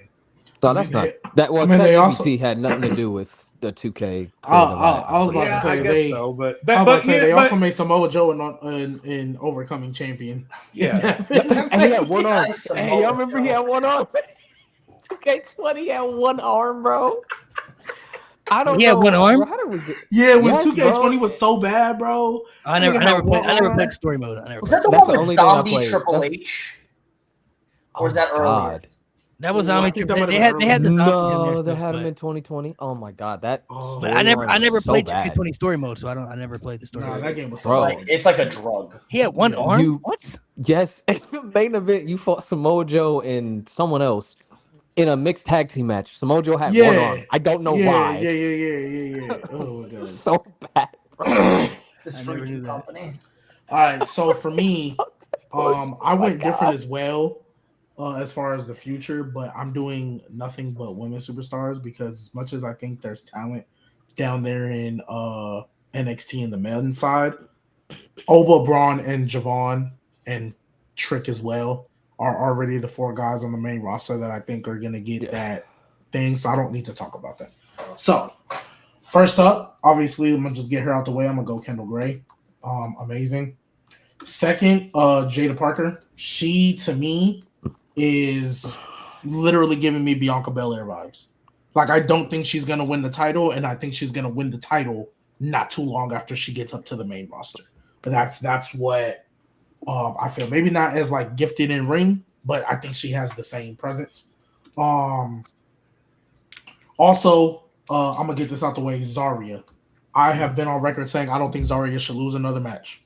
I think she should do the Keith Lee route, destroy the whole North American title scene, and then win the main one and relinquish the other one. Zarya should not lose another match. Even though she just got there, obviously Sol Ruka. I think Sol Ruka and Zarya can be a Roman Reigns Seth level feud for the next decade. Go ahead, put Mason Rook on there, bro. I'm not putting that softball coach on here, bro. I'm sorry. And then finally, this is a little bit of a different one, but I really think Ren Sinclair can be. Ooh. I really think like Ren that. Sinclair has because I remember her obviously in the early days of like the QCC, and I was like, I don't know, but she's grown on me a lot. I think she's gotten much better. I think Ren Sinclair can be a really good player like that you wouldn't expect, and she's came a long way from when she started. I didn't want to do the obvious one. Who's I always forget her name. Who's the other one in Fatal Attraction? Laney? Fallon Henley. Fallon. Not Fallon. I know Fallon. The Laney other- Reed? Yeah, Laney Reed. I Reed. think also. I think Laney Reed. Reed can also That's be okay. like. She cool. She's just in this group right now, but I think Laney can Oh, be she's like. super young. Yeah, she can run her own group. Like she's the one who I'm expecting to like eventually turn or be on That's her good. own and That's all good. that. So I just wanted to give No, a she's shout out really to that. But Ren Sinclair, I think she especially like that little finish she do or like that little flip over submission. I don't know what it is, man. I think she's Right, low-key right. over. All right, Larry, let's do the combined list, and then we'll move on to the next one. Are we putting this in order again, or? No, I this think one's we kind of hard to put. in I order. think there's too many people. I think go for Yeah. just try to get your top 5. I think Oba, Braun, like Yeah, for sure. I think Oba so. Braun for sure. It might be easier to do men's and women's separate, but Everybody in agreement with Oba and Braun, Kendall Gray? Yes. I think Kendall Gray. Yes. I think Obviously, that's yes. I'm Everybody okay had it. with Kendall or Roxanne. It's a toss up for me. What these last two then? Last two are going to be interesting. What direction y'all want to go? Because we are very different. I think we all Yeah. went a different route. I like Anybody her. looking for Trick? I like Javon, bro. That's just me. I was about to say Yeah, I I low-key like like Javon. Javon. I over like Trick Javon as for well. sure. I always give more credit to the baby faces that get over than the heels. Nothing against Yeah. heels, but like it's very difficult to get over as a baby face. And he's just so looking at young. everybody He's got else's so list. much potential. And Javon can go better in ring as well, which at the end of Yeah. the day still matters. And Trick has a He is ceiling a when it comes to that. baby, dude. He is so young, and to be where he's at right now, he has just unlimited potential. Last spot. I mean, there's some interest. Some people had Dom in there. Some people had Roxanne. Looking at some of these names that are kind of familiar. There's a Trick in there too. I don't know Trick. how we feeling I don't about said that. Trick. I think Jay's the one that said Trick. He might be. Yeah, but I feel like we all kind of feel like Trick. That's why I'm kind I of. think- everybody- Trick's okay. one else. you think But I Trick don't over? know You think, how you everyone think Trick over feels. Dom? I feel like Roxanne could be thrown in there, dude. I don't. Yeah, Trick over Dom. Like when I really sit back and think about it, I don't know. Based on here's That's the a thing. toss-up. Based on Dom's international appeal, I feel like Dom has That's a true. tiebreaker I go over Dom. Yeah. these I'd other go guys. Dom. Okay, so it's Dom's international appeal, but Trick has the crossover appeal too.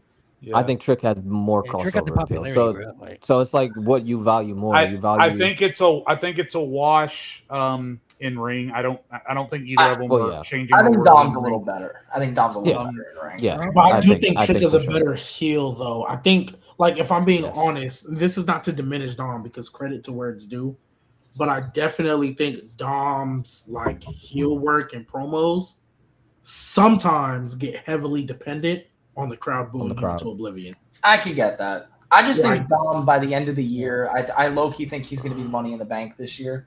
Like That's a good one too. I could, I mean, you know what? I'm fine with Trick. I think Trick is fine. He's got the presence. You know, like listen. Trick's not bad in the ring, but he's definitely not known for his in-ring work. But it's just the fact that Mhm. everything else involving Trick is so So, good, I don't- promos, presence, entrance, that it kind of doesn't make you really care too much about the in-ring being. And the crossover too. He can do Yeah. so any everybody, talk is show. everybody agreement on Trick?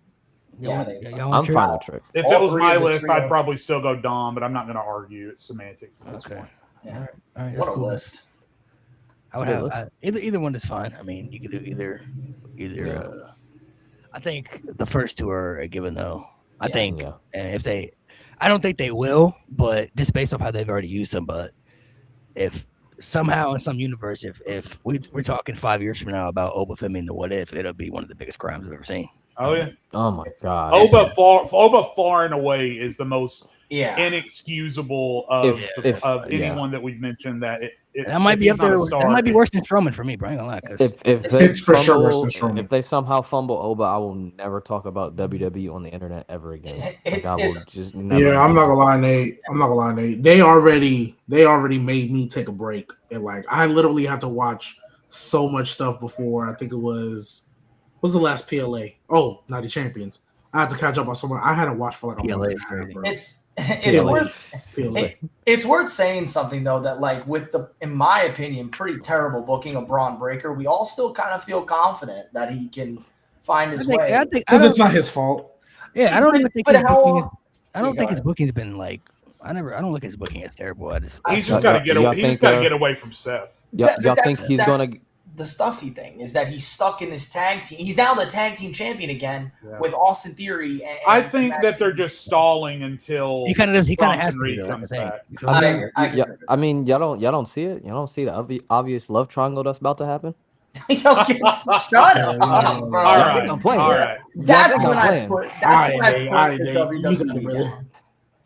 You got it. Somebody Don't- said they're gonna give the money in the bank to Cody Rhodes. I'm not gonna lie, it's gonna. Oh piss God, me I'd off. throw up. It's gonna I'd- piss oh. me off. Look, my look, look, God. look. I'm not gonna lie, Cody Hogan for real. No, That if, would no, be Cody honestly, Hogan bro, for honestly real. if you look at it, that's the last thing he hasn't done in WWE. That's the Oh only thing. my I'm not gonna Yeah, lie. bro. If they Unless he does, I would only be Imagine. okay with it if We're he's talking doing about it as a heel. accolades. Somebody mentioned it earlier. They love giving accolades, bro. That's the last thing. Nah, I would only be okay Imagine. with it if he does it If he as a turn heel. heel. I'm gonna say, what if he did a Rhodes- heel though? What if he did a heelish? Like, Heel? I'm not gonna lie. If Cody Rhodes turns heel, I hope he comes out in black and white like NWO Hulk Hogan and just starts burying everybody. Nah, just I come would out in red and white. him to literally win the Money in the With a Bank red, is white so hat. absurd when he just showed up the SmackDown after he lost the title and got an opportunity at the title.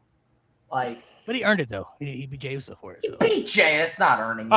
Not in their eyes. Not in their eyes. We'll get to this one. That's so crazy. You know what they should do though? If they had him win Money in the Bank, he should come out the next SmackDown and they should play Hulk Hogan's theme song. And he should come out the Hogan's theme, bro.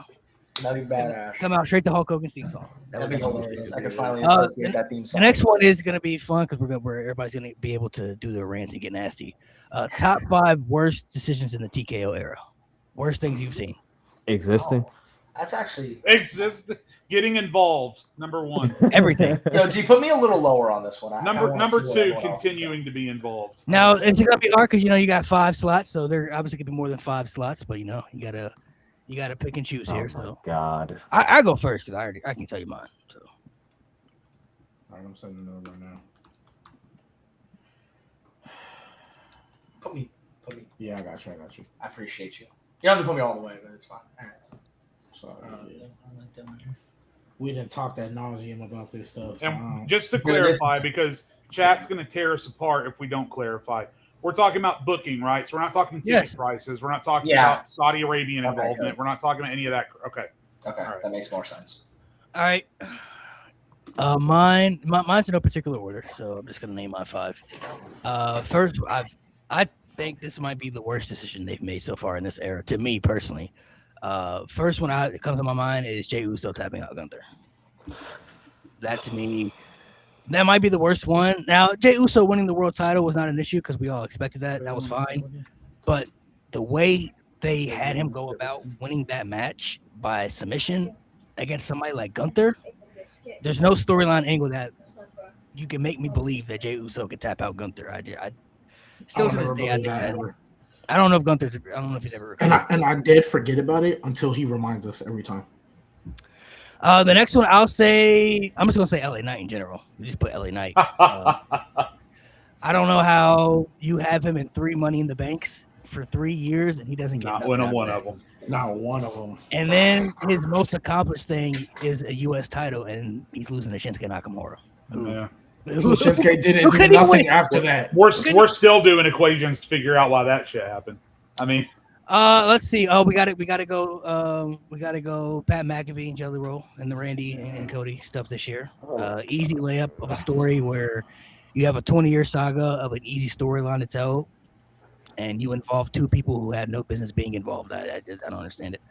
Got to have Travis Scott. It's got to be in there. Even though that was kind of, I know some people might say like The Rock and stuff like that, but for the He should have simple never fact been of, there like, to begin with. yeah, Travis Scott, like what he was, if he wasn't, number one, if he wasn't going to commit to it, why was he there? But number 2, in general, why was he even like, why was he there? You know, like, My bigger issue was why is that's one of the phone calls Triple H decided to make. yeah, I don't know that one. And that convoluted scheme of, hey, let's turn John Cena heel. Why is Travis Scott one of the phone calls you made? And last one, I'm gonna say this: the Cena turning heel. Yeah. There's nothing you're gonna convince me that they were gonna be able to make that work. Turning John Cena heel during his retirement tour was never gonna work in any aspect because nobody was gonna hate John Cena during his last run. Doesn't matter who he fought, doesn't matter who he faced. John Cena could have did the most outlandish, illest thing. He could have kicked the baby on TV, and people would have still found ways to like John Cena. So that one, I mean, it was a good shocking moment. Don't get me wrong, but I genuinely, there's nothing. Looking at it in hindsight, don't think there's anything they could have did to make that work. yeah. Now, good grief, what a mess. What a mess this whole Where do we start? And mind you, Right. just to be more specific for the chat, this is during the TKO era, you know. So we know Triple H took over like middle 2022, but TKO didn't really come around until like 2020, middle 2023, early like 2024. So When Vince came back after 39 and sold the company. I mean, Right. after 39 and sold the company. right. Yeah. Okay. Well, so my number one that I can think of off the top of my head is women's booking. Just overall and in general. I mean, I could name a top 5 just on the women's booking decisions they made since from the tag team titles to the divisions being so imbalanced between Raw and SmackDown, champions being hurt but not confiscating their titles, champions being healthy but not defending the titles. It's bringing back a part-time Hall of Fame tag team with women when your roster is stocked full of women who could do for having a belt around their waist, and you've got the tag team titles on Brie Bella and Paige, and they still don't show up on television. OMG, they are the tag champs, huh? I definitely. Yeah. The women's booking overall and in general, from top to bottom, left to right, has been atrocious under TKO. So bad. Yep. I mean, if you wanted, you could lump together celebrity involvement, but I guess I'll separate out because they are, for 2 entirely different reasons, the same 3 and 4 that Malik have there. McAfee and Jelly Roll's involvement in the WrestleMania main event this past year, Travis Scott's involvement in the main event the year before. The most frustrating thing about them is that they were wholly and completely unnecessary. The stories you were telling far and away supported the WrestleMania main event without any of those people being involved. What's crazy is that, I mean, I guess you could pick and choose, but I think they're equally as bad though if you look at it. 'Cause no, that's what I'm saying. One's 1A, 1B. That for their own individual reasons, each of them are as bad. I forgot. Now that I'm thinking about it, I forgot Randy had the stuff on the phone where he was talking to Alexa, and that's how Pat McAfee got involved. Yeah. It should have been Aleister Black. Oof. Number 4, honestly, I was okay to see how it was going to go initially, but how it's played out so far, I'm going to go ahead and throw up there revisiting the Bloodline. I think that the Bloodline ran its Putting that in course. already? Okay. I'm already Yes. ready to put it up there Yes. because honestly, even as poor as the quality is, just dipping back into that Bloodline pool shows a complete lack of trust and confidence in the stories that you're telling and the people that you have on your roster, to feel like you need to get back to a point where the entirety of a 3-hour show and half of a 2-hour show are all taken up by Bloodline stuff.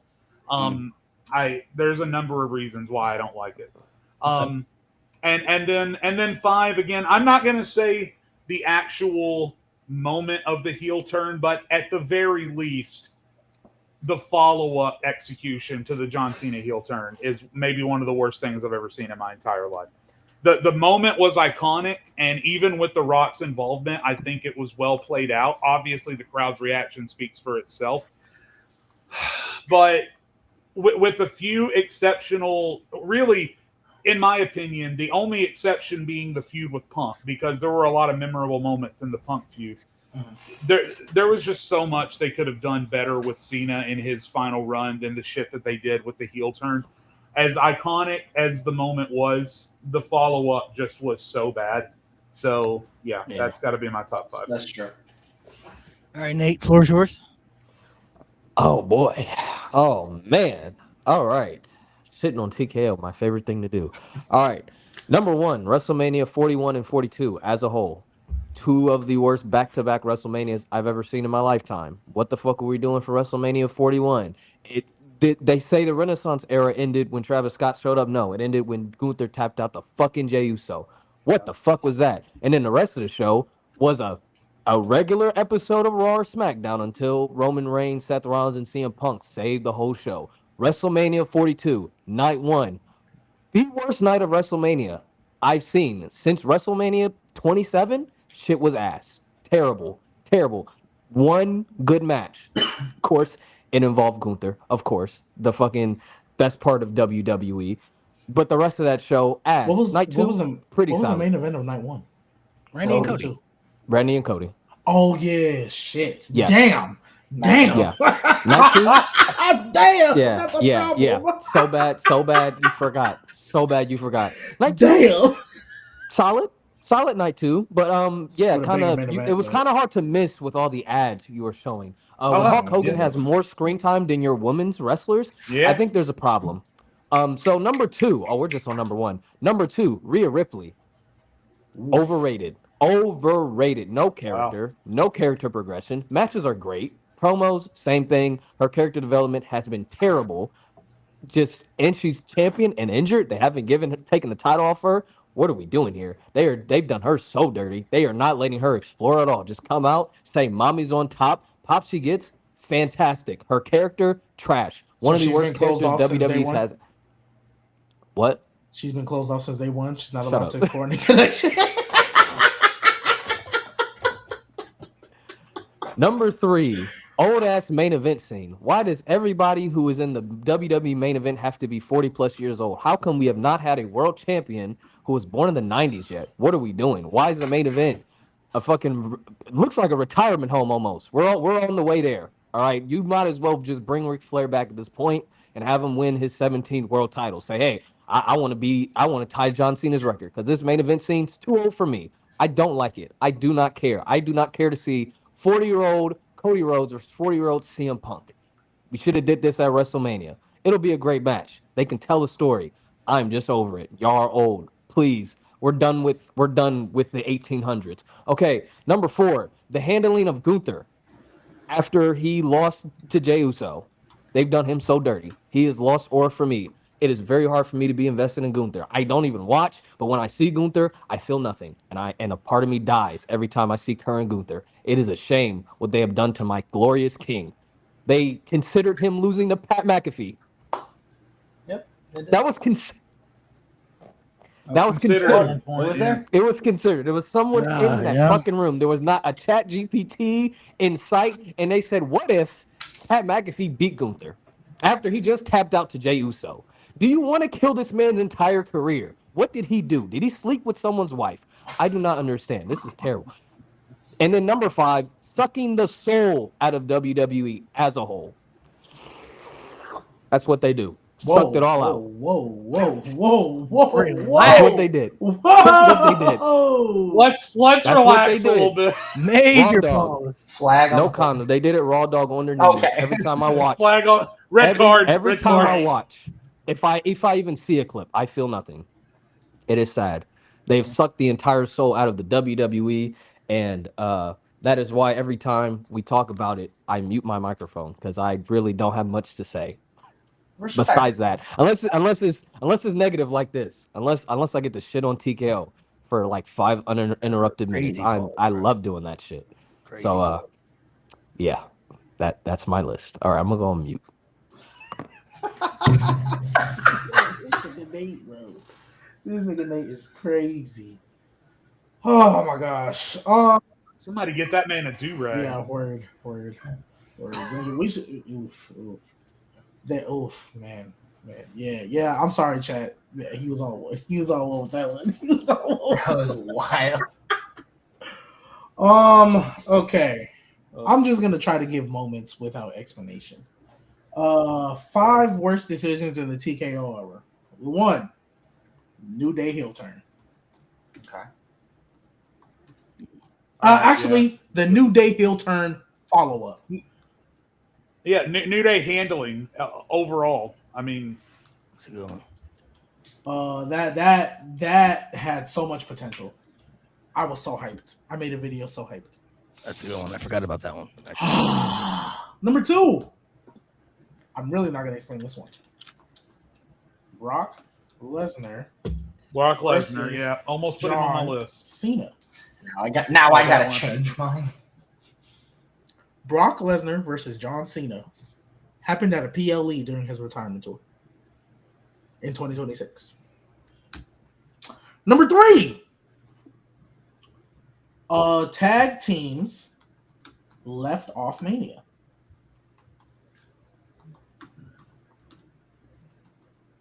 For an episode of SmackDown.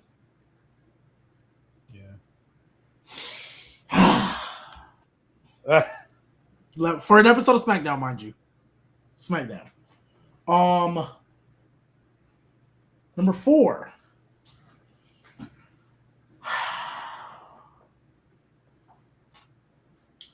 WrestleMania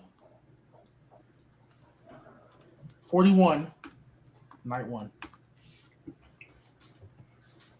That was the most I've ever wanted to fall asleep during a live WWE event. Nothing other than the main event. Literally, other than the main event. You could have slept through the whole show, seen the results on the line, and then came here. And number 5, and again, I could have went with a plethora of decisions they made, but this one was just egregious. R-Truth getting fired. That pissed me off. Not oh my gosh, these are bad decisions. What are we doing creatively? No, you guys are just horrible human beings. I do want to give an honorable mention, and if he still would have been champion, he would have been on here, but he lost already. Sammy Hogan. That was an honorable mention. He shouldn't have beat Carmelo Hayes. They sacrificed Carmelo for Sami Zayn. And then he won the WWE Championship, but he lost already, so we're good. But yeah. All right. So, I tried really hard to not pick ones that everybody did, but at the end of the day, there's a lot of just putrid things that TKO has done, and a lot of them kind of rise to the top. So I specifically said the women's world title booking. The world title with the women's division is specifically struggling the most at just having matches. And they take superstars like Io Sky, and Io Sky is wrestling constantly. Put the world title on her, she doesn't wrestle, right? Liv Morgan doesn't wrestle. Jade Cargill didn't wrestle. There's so much of this thought process with world titles that they should just never wrestle on regular television. And with the women's division, a lot of it is just they don't have plans and they just don't have them wrestle. So I'll leave that at that. I no matter how hard I try, I can't take this off my list. There's a lot of reasons to not like Brock Lesnar. But if I'm just talking specifically about the wrestler, Brock Lesnar versus John Cena is the moment. Because you could say you like Brock and Oba. You could say you didn't mind pieces of his career. Brock Lesnar versus John Cena reminded me exactly, just in the wrestling sense, why I hate Brock Lesnar. And I'm irritated that they were never able to follow it up. And I'm honestly at the same time glad they didn't, because it would have been a waste of a date, as this one was. Number 3, the Gunther career killer. It was a dumb decision at the time. Him retiring Cena was fine. I didn't mind that. You can feel how you feel about the tapping out, whatever. The career killer gimmick was stupid. He should have not went on and retired a bunch of people because you knew WWE wasn't going to be able to follow it up, right? I don't even mind him going after AJ theoretically, but you knew that then they were going to move to Ray and eventually Brock, and then they backed out. So it just dug him a hole that he couldn't get out of. And now here we are, and Gunther lost in like 10 minutes to Cody Rhodes. Letting go of all the veterans and just destroying the tag team division. So specifically the veterans in the tag team division. Just the destruction of tag team wrestling. And that's hilarious to me because Vince McMahon booked tag team wrestling at one point. And like modern day Vince McMahon could not book tag teams. He was awful with it. And somehow TKO doubled down and said, best way to make it even worse, just don't have tag teams. Just get rid of all of them. Put it on 2 50-year-old dudes and just have them be the tag team champions and go and feud with the AAA tag team champions. Wepa time. Wepa time, baby. And then the number 5, honestly, the biggest one for me, who I'm a big Cody fan, but the over-reliance on Cody Rhodes is extremely difficult for me. So since Cody won at Mania the first time when he beat Roman, Cody Rhodes has held some form of a world title over 75% of the days. And that's not one long title reign. That's not like, he won the title against, like Roman. Roman had one really long title reign. Cody Rhodes has held that title 3 separate times for over 75% of the days since he won it the first time. That's over-reliance. Everyone he lost to, he ends up beating, except for Sami in the situation, but time will tell what happens at SummerSlam. They are so overly reliant on this guy that I am really worried because of their inability to turn him heel. I really am worried that he is going to get to the point that he actually might get booed, because look at how they just handled the whole CM Punk situation. They could have had Cody go out there to face Sami Zayn, but they opted to have Cody lose, and I don't think it's because they wanted to do Punk winning the title there originally. Personally, I believe they did what they did because they were scared at the reaction Cody would get if he won the title. And then obviously Punk comes out, changes the whole dynamic. But I think they were nervous that Cody would not get the cheers that they want him to get. And I think they know him chasing the title is better than him holding the title. Can I just change? I could change too, but I can just change one answer before we move on. Even though this was egregious, I totally forgot I needed to put this on here. One of the worst decisions they ever made, the Jade Fusion Collective, and the return of the Bellas. That was atrocious. Yeah. Nate already hates 40-year-old men in the world title scene. I don't know how old Nikki and Brie Bella are, but nevertheless, they were around the time when I was like in elementary school. Yeah, you can put. She's not 40, but you can put Paige on there too. At the Bellas, she's not 40, but you can put her on there too. I have not. I promise y'all, I have not watched a single match they've ever had, and I doubt any of them have been good. Yeah, that is like when I see them on a PLE, I pause it, I walk away and go play 2K or something, and then I come back and fast forward past it. Why don't you just let it play while you play 2K? I don't want to hear that. That's And crazy. muting it isn't enough because I might turn my head and I see them and it'll piss me off. So I pause, and then I just go fast forward. I need to change one of mine because as Truth was talking, I remembered that the current tag team champions are Damian Priest and R-Truth and Braun Breaker and Austin Theory. Take off Pat McAfee and Jelly Roll because at least they rectified that in the end and changed that to tag team booking. Because what do you mean that you had the Motor City Machine Guns, GOD, and New Day on your roster at the exact same time, So crazy. and you still failed to put together a winning tag team So division? crazy. What do you That mean? is so crazy. What excuse Don't can forget you DIY. possibly have to have those three teams plus DIY plus whoever else Street you should say, Profits were awful. Also The Street active for a time. Profits. Yep. and to have Damian, and as much as we all love R-Truth and as good as Damian Priest is, to have had the possibility of having all of those teams on your roster feuding over your tag belts at the same time, and to currently have your world title feud champions in the middle of a nothing vision storyline that we can all see is clearly going nowhere. And Damian Priest and R-Truth. Yeah, the tag team division might be number one now, the more that I think about it. But that's half of your booking, by the way. Your women's booking and your tag teams, that's half of your booking. And it's all Jay, failing. what you mean So, they got Maxine Dupree now? You got that love triangle. We mentioned Y'all remember- WrestleMania 40. Go ahead. No, go ahead, man. I was gonna say, we mentioned WrestleManias, which don't get me wrong, they were bad, bro. How did none of us mention WrestlePalooza?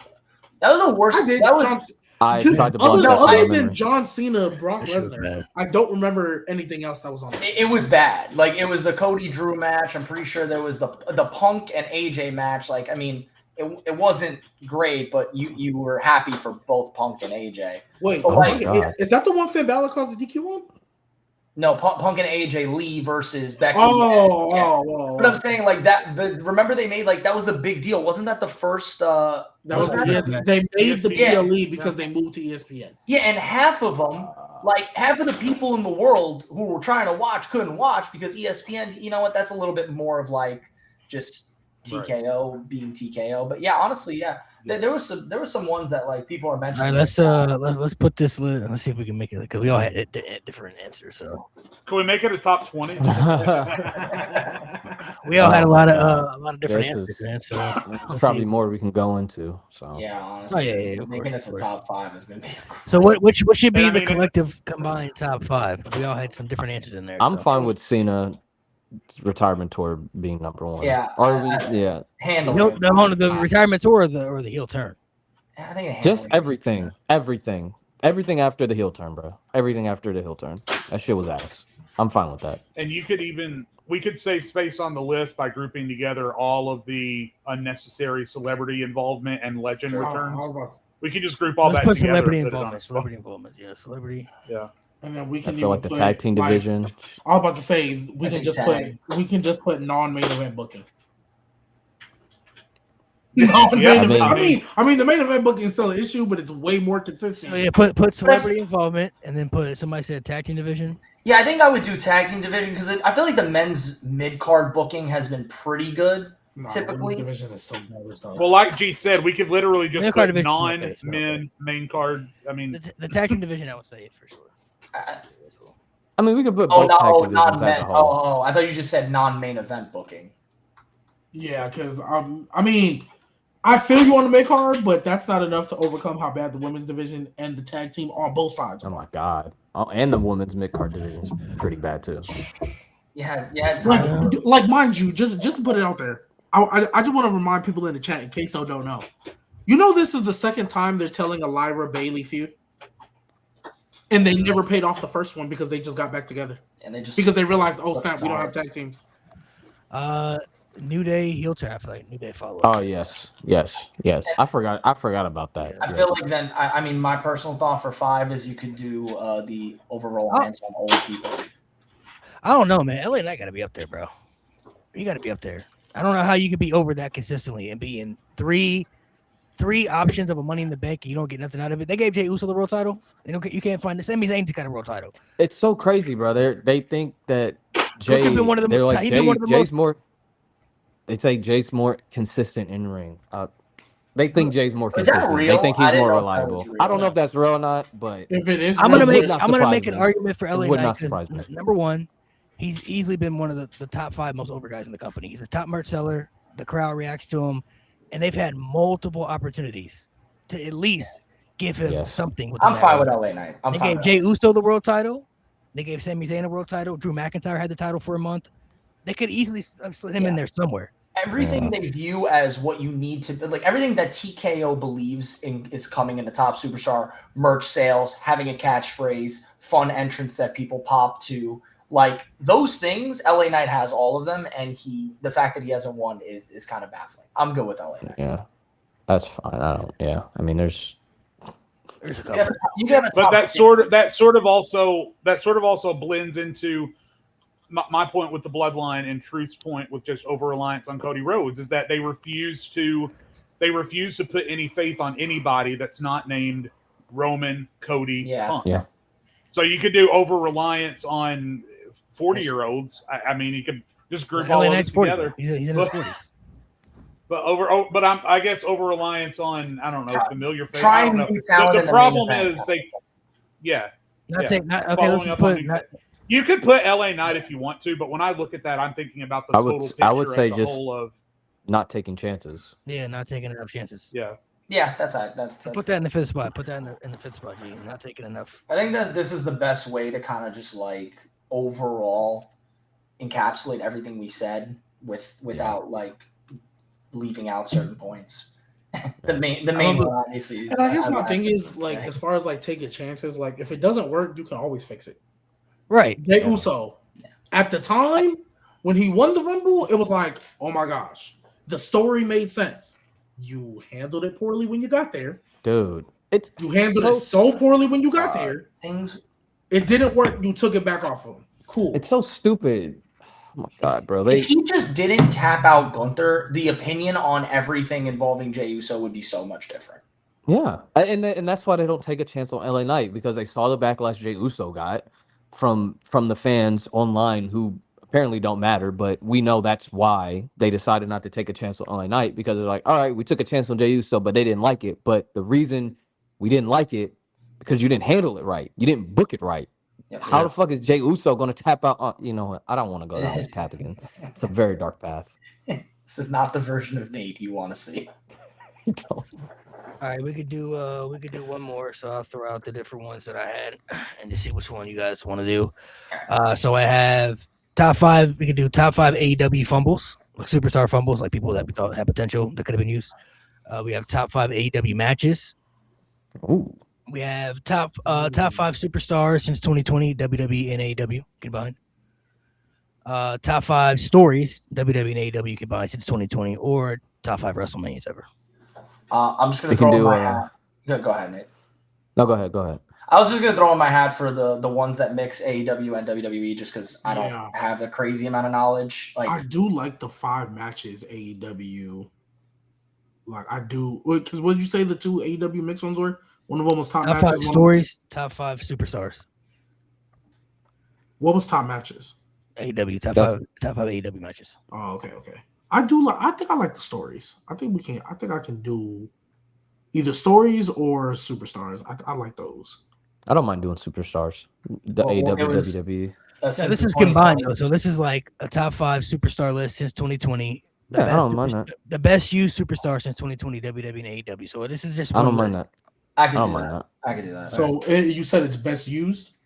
The best superstars who have been the top 5 best superstars. Like okay, the best superstars with the best matches, stories. So that Nate doesn't get. I'm probably gonna rely on WWE just because that's what I know. But I am willing to. I can't wait to hear all the AEW because I'm sure it's very fun. I low key already have like. I have 3 since 2020. Since 2020, all right. When did Cole and them debut? That was 21, right? When Cole and Danielson both debuted in AEW, that was 21, right? Yep. And I'm sorry. So this is best wrestlers. Okay. Yeah. I don't want Nate to yell at me again. So. All right, I'm gonna do.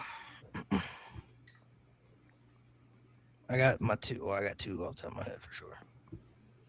Yeah, like top two should be unanimous Yeah. for most of us. Because I'm trying to think of some of the women too. Because there have been some women that have been, Great. you know.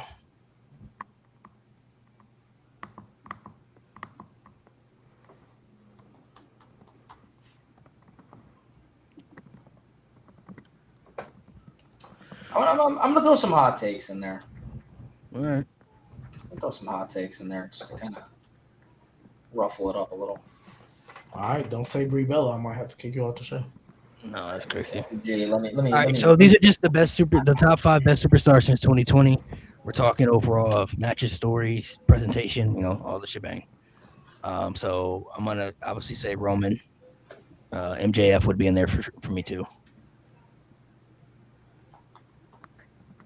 Those would be my unanimous too. I would have to put Cody in there still too. He's been one of the resurgence of the white meat baby face that we've seen that actually got over pretty well and worked very well, despite some of the stuff that he's done maybe the last year. Like, to be that type of baby face and get over, it's really hard in this era of wrestling to make it work too. I would also say, let me see now. See, now I gotta think. Consistently, Punk has done some good stuff. I might have to put Punk in there too because he did some good stuff in AEW too. He did stuff with MJF, the stuff with Drew, the stuff that he's done now. I'll put Punk in there. And then that last spot, I'm going to say, damn, this is tough. Hangman could be up there. Because Hangman's done a lot of good. Mox can be up there for sure.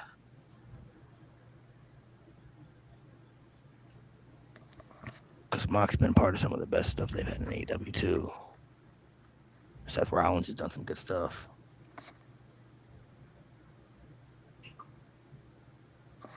Bianca, I want to put one of the women, but I feel like Bianca had that good run, but then she kind of tainted a little bit. Toni Storm had a good second half, but that first half, like Nate mentioned before, it wasn't really too good. I forgot she was teaming with Paige, bro, for a minute.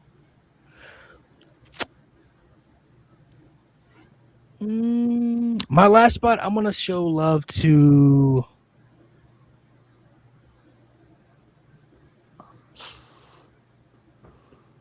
I'm kind of feeling Hangman right now. Oh, Gunther, too. Forgot about Gunther, even though the second, but the IC title reign. Damn. Come back to me. I'm about to say, I'm shocked you're Loki struggling this much. There's a lot of options. There's a lot of options, bro. I feel like the 3 synonymous should be Roman, MJF, Cody. I think that goes without saying. Those 3 guys have really, and their respective companies have pretty well. Cody not so much NAW, but WWE have pretty much run their companies. I'm gonna give it to Hangman, number 4. I think he's been out of all the baby faces in 2020, even for Cody, because of his ability to do it twice and still be as over. I think he's been the best baby face we've had in 2020 as far as AEW, WWE goes. He always gets the crowd invested in him. I'm gonna give Toni number 5, and I thought about Rhea, like, because of her 2022 was pretty solid. Like, her rise in popularity was really good, and like her being popular is great. But I think Toni is she's very popular, not as popular as Rhea, obviously. But I think her character is 1,000 times better. And in ring, she gets more opportunities to show she's good. Rhea doesn't get as many chances to show that she is really good in the ring. So I'm not going to say Toni is leagues ahead of Rhea because Rhea doesn't really get to show off her wrestling ability. But we've seen more great Toni Storm matches than we've seen Rhea Ripley matches since 2020. So I'm going to give Toni that number 5 spot. And you saying just Rhea Ripley matches in general? Because they never let her wrestle. No, I'm saying like you said we've seen more elite Toni Storm matches. Well, yeah. Than like Rhea Ripley matches. We've probably seen more Blake Christian matches than Rhea Ripley matches in the past 5 years, if we're being honest, on TV, because they never let her wrestle on TV. I'll put that last spot for me. I'm thinking Hangman would be a good fit. He's had some of the best stories we've seen in the babyface stuff. Hangman versus Mox, I still think that's a top 3 AEW match they ever had. Okay, so for me, I mean, obviously, Roman, MJF, and Cody. I really don't want to put Cody only just because I want it to be different and make another spot. But I'm just going to put Roman, MJF, and Cody. And then my last two, I'm going to give it to Toni Storm. And I'm going to give it to Becky Lynch. Becky Lynch in the 2020s has made people like Bianca Belair. She gave Tiffany to this date her best match. She gave Lyra to this date her best match. That's the last time Lyra felt important during her Becky feud. She gave Maxine Dupree the most attention and care that she's had since she's been in the company. Nobody, obviously we know they mishandled Shayna Baszler, but Becky Lynch literally wanted to make Shayna Baszler look like $1 million and did, other than the bite and then the finish at Mania. Like, that wasn't her decision though. Yeah, that's what I'm saying. So and then obviously I think Rhea Ripley, even though she was already popular, the Becky feud established that. I even think Liv benefited from the Becky feud tremendously. Yeah. And then obviously obviously Toni Storm, ever since she became timeless, you could argue she's been a top 3 wrestler in that company since then. For sure. Ever since she became timeless. There's probably not a time you can say, I'm going to take 3 males over her. You might take 2, and that's it. You probably were taking Swerve and Hangman at one point, and then now maybe Ospreay now, but you're not taking a lot of them. Oh, and then Hangman, obviously, when he had his... But, it was never all... I was never taking all 4 of them at the same time over Tony. It always transitioned. Okay, right now it's Swerve and Hangman. Then, all right, now we got Ospreay and Hangman. Now we got, whatever the case. So, I'm going to give it to those 2. I think they've been... when we look back in history, I think these are going to be the 2... I think Becky Lynch and Toni Storm are the 2 greatest wrestlers we've seen. I think Becky Lynch, obviously, because of WWE and everything she did in that company, nobody will ever be able to say that no woman will be able to say that I main evented and won a one-night WrestleMania. But Toni Storm, even being in AEW, all the stuff she's done, the quality she's had, when I look at all of wrestling, those 2 to me are 1 and 2 as far as the greatest women super wrestlers that we've ever seen. That's valid. So for mine, I obviously said I'm sticking with just WWE. If I had to, I would put MJF in here no matter what. I don't think it's a debate. But I'll stick with my just WWE list because there's a couple of scroll down to the camera so the chat can see. My bad. Yeah. There's just a couple of people I do want to talk about. So Roman and Cody, I just don't think you could debate it. I don't. I think they are the 2 who have been the most dominant forces and the biggest presence involved in the biggest story. I'll take both of them. I said, just because I wanted to talk specifically about her, I said Bianca. Not because I think Bianca has had the longevity, because there was times where, she was gone, she's pregnant, she had her moments where she wasn't wrestling. And even though she wasn't always in the main event, she always, when you think of some of those best matches, she's involved, right? The one with Io and Rhea, the one with her and Sasha. There were so many great matches, and I don't want to say it sucks because God bless her, she's having a baby, that's amazing. But yeah, there's probably going to be that Jade Cargill payoff. There's going to be that eventual Naomi payoff, and those matches will end up going down as great, specifically her and Naomi. So I do want to talk about her because I really do love Bianca. I went Gunther. If you want to just talk about his success in the world title picture and where he's at now, you may not feel that way. But if you want to talk about that dominant Intercontinental Championship reign, it needs to be talked about, right? It needs to be focused on. They had what I think, correct me if I'm wrong, is the most recent 5-star match in WWE. Maybe there was another one after. And you don't have to agree with the guy's ratings, but that Drew Gunther. Yeah, the triple threat. I think the Yeah. last one they just had was the Mask vs. Mask. I think that was the last Okay, one. I guess technically that is WWE as well. But if you're talking like WrestleMania. But yeah, it all would that also stuff, yeah. like that Mania match was also special, anyways. And Fantastic. so yeah, I so think I'll say Drew and Gunther. Punk was 5 stars. I think. That I actually think might Drew be and Punk- the hell did in Roman- a cell, the hell Did in a Roman cell. and Punk get 5 stars? I don't think so. I it don't was think like so. Okay. 4.7. Roman and Cody didn't even get 5 stars, which is crazy. But Yeah. Yeah. So it was Roman, Cody. Yeah, once again, you don't have to like Dave Meltzer's ratings. I just use that as like it was a big moment, and Gunther needs to be understood that he is a force, and the Jey Uso moment is what derailed everything for him. Yeah. So I said Roman, Cody, Bianca, Gunther, and the one person I really want to talk about, Drew McIntyre, man. I mean, this man was given virtually nothing.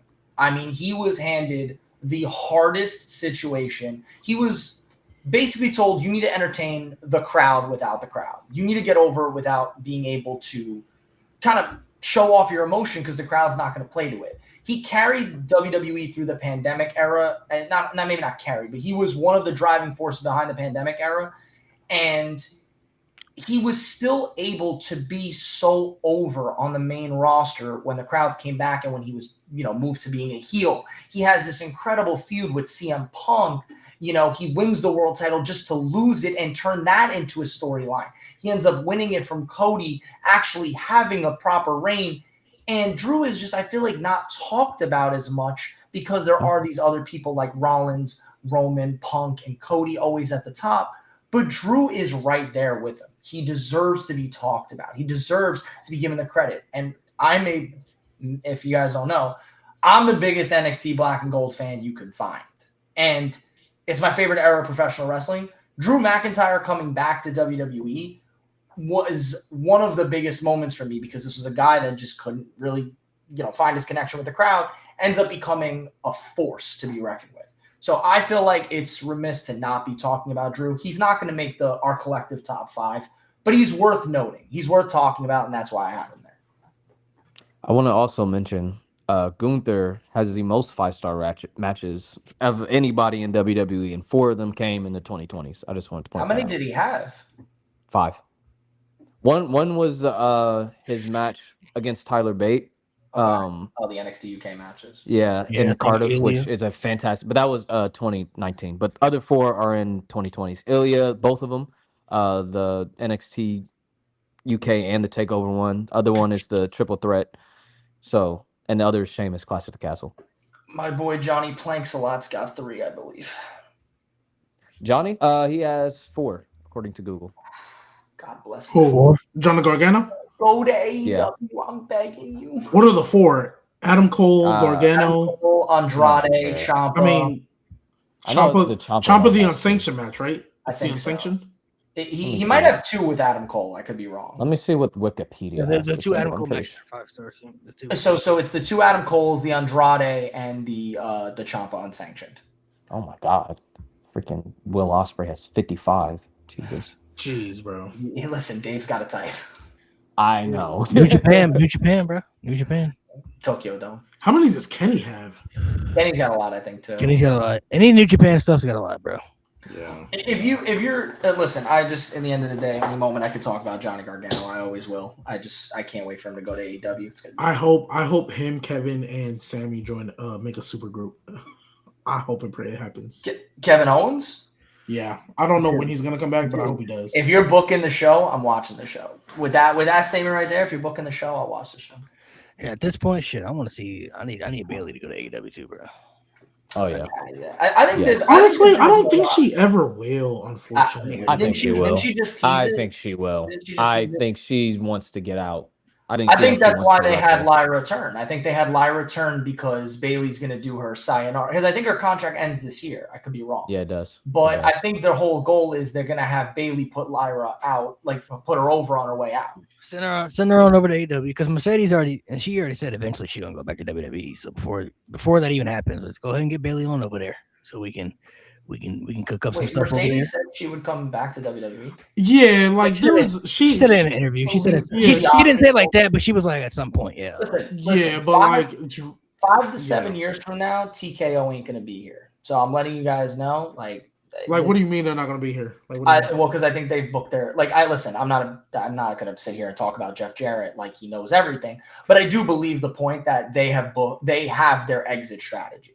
They're going to do it, and I think they're going to leave the company once they make enough money that they're looking for, and they once Roman's gone, Seth's gone, all those guys are gone. Sure. They're not going to want to be a part of this anymore because they're not going to be making the revenue they once did. WWE is going to go through that rebuild period where they're going to be, really pushing the NXT guys and kind of getting the new roster flowing. And TKO is not going to want to be a part of that. I think they're going to get out.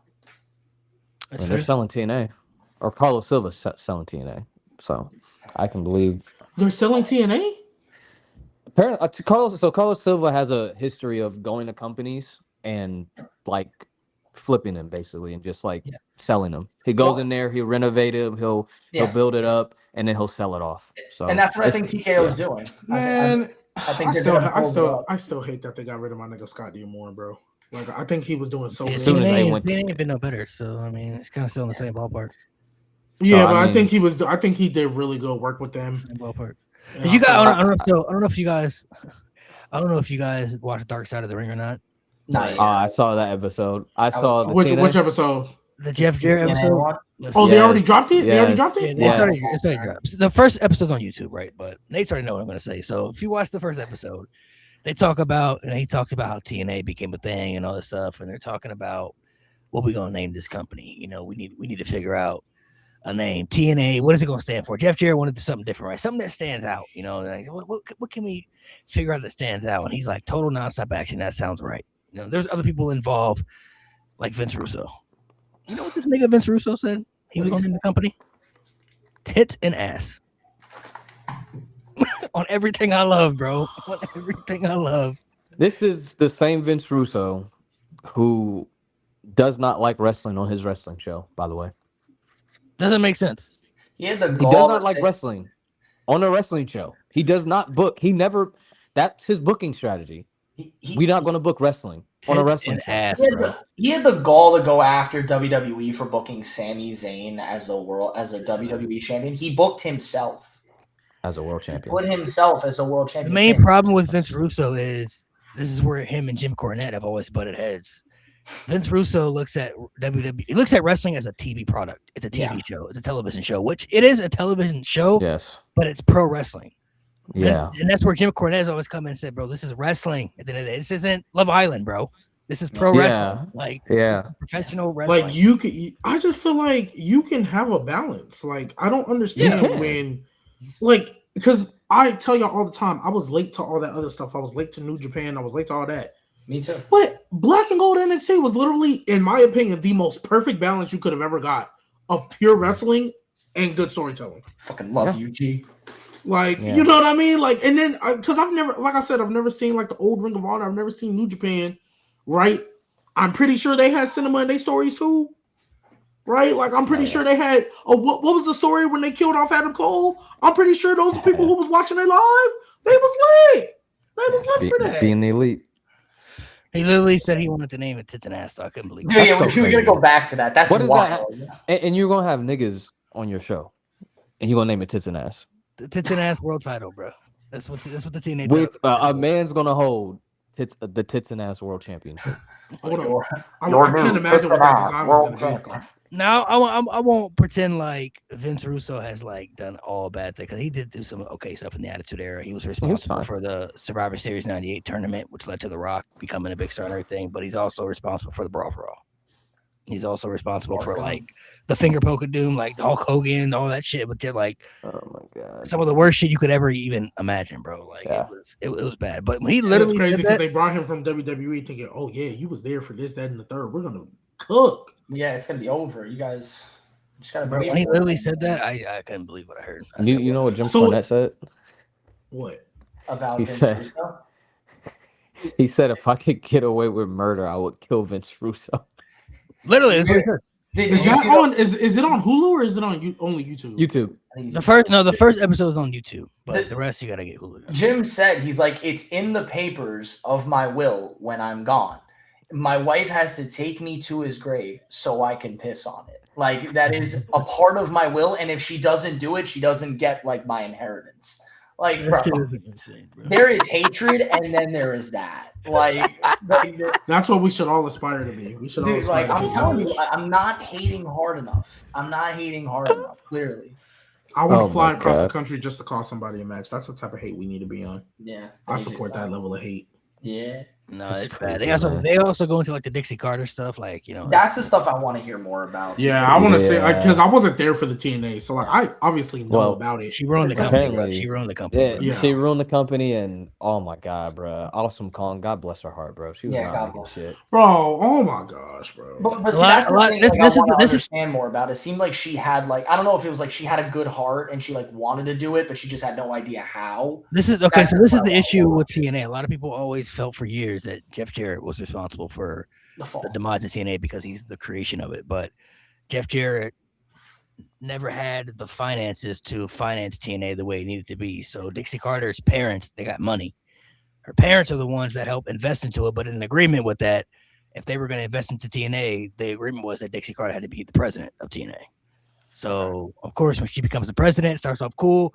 But then the power struggle becomes now she wants to get involved in more things, and she doesn't know anything about wrestling. So she's getting involved in more creative and stuff, and then pretty much forced Jeff Jarrett out, but then kind of really brought him back at the same time to get Hulk Hogan and Eric Bischoff, and then forced him out again. So once they got Hogan and Bischoff, he was pretty much out of the equation again, bro. It was nasty work, bro. Like it's No wait, like And I don't know. I want and mind you too, this is I feel like I I don't know why he. Well, I don't know why he fell for that low key. I feel like that low key might have. I don't know. he didn't have a choice, but he didn't own the company. Like he Yeah. has to do what she says. But they pushed him out and then brought him back. Is what you're saying? Like they fired him and then brought him back so they can get Hogan and They Bischoff. pushed him out, but then like they brought I don't know how to explain it. It was like he was brought back for something that he thought was going to be different. so if you, what happened? There was a big power struggle, and the straw that broke the camel's back, which is so fucking stupid. If oh my god, the affair, which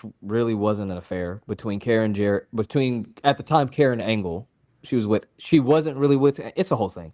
Basically, when Karen and Jarrett started to see each other, it was kind of a known thing around the locker room. Dixie was the last to know, and for some reason that pissed her off. She went on a whole thing about Jeff Jarrett. She said it was like unprofessional or something, and like it affected everyone, but the only person it really affected was her. Everyone else was cool with it.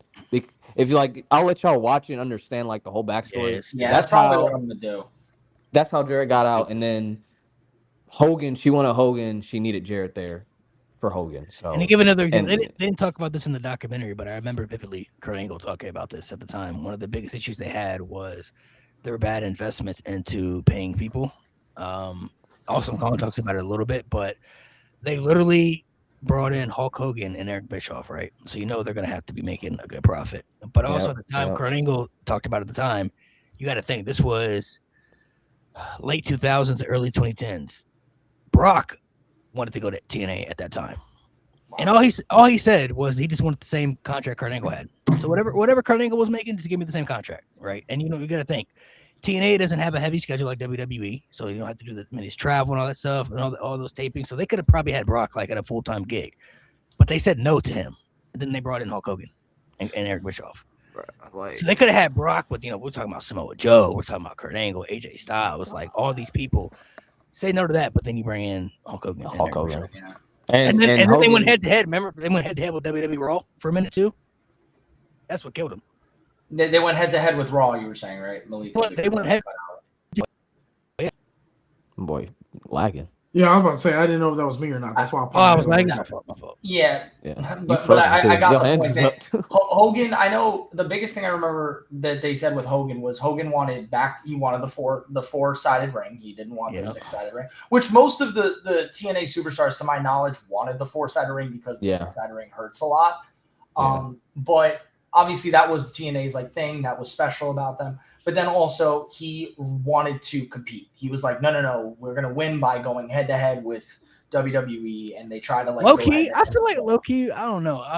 I could be wrong, but low key, I feel like Vince sent I that nigga agree. over there. Like, I was about to say, is it no? Isn't I agree. isn't that I a agree. I known felt the thing? same way. Isn't- I felt the isn't same that way. a- going that over a there to rumor? TNA, bro. He Ruined that. made them blend in. He made them just be a worse WWE. We're gonna be at the same time in the same type of ring with older Vince- people you Vince don't behind care it. about Vince anymore. behind it, bro. There's no way because It was bro, Vince, damn he it. didn't even promote TNA.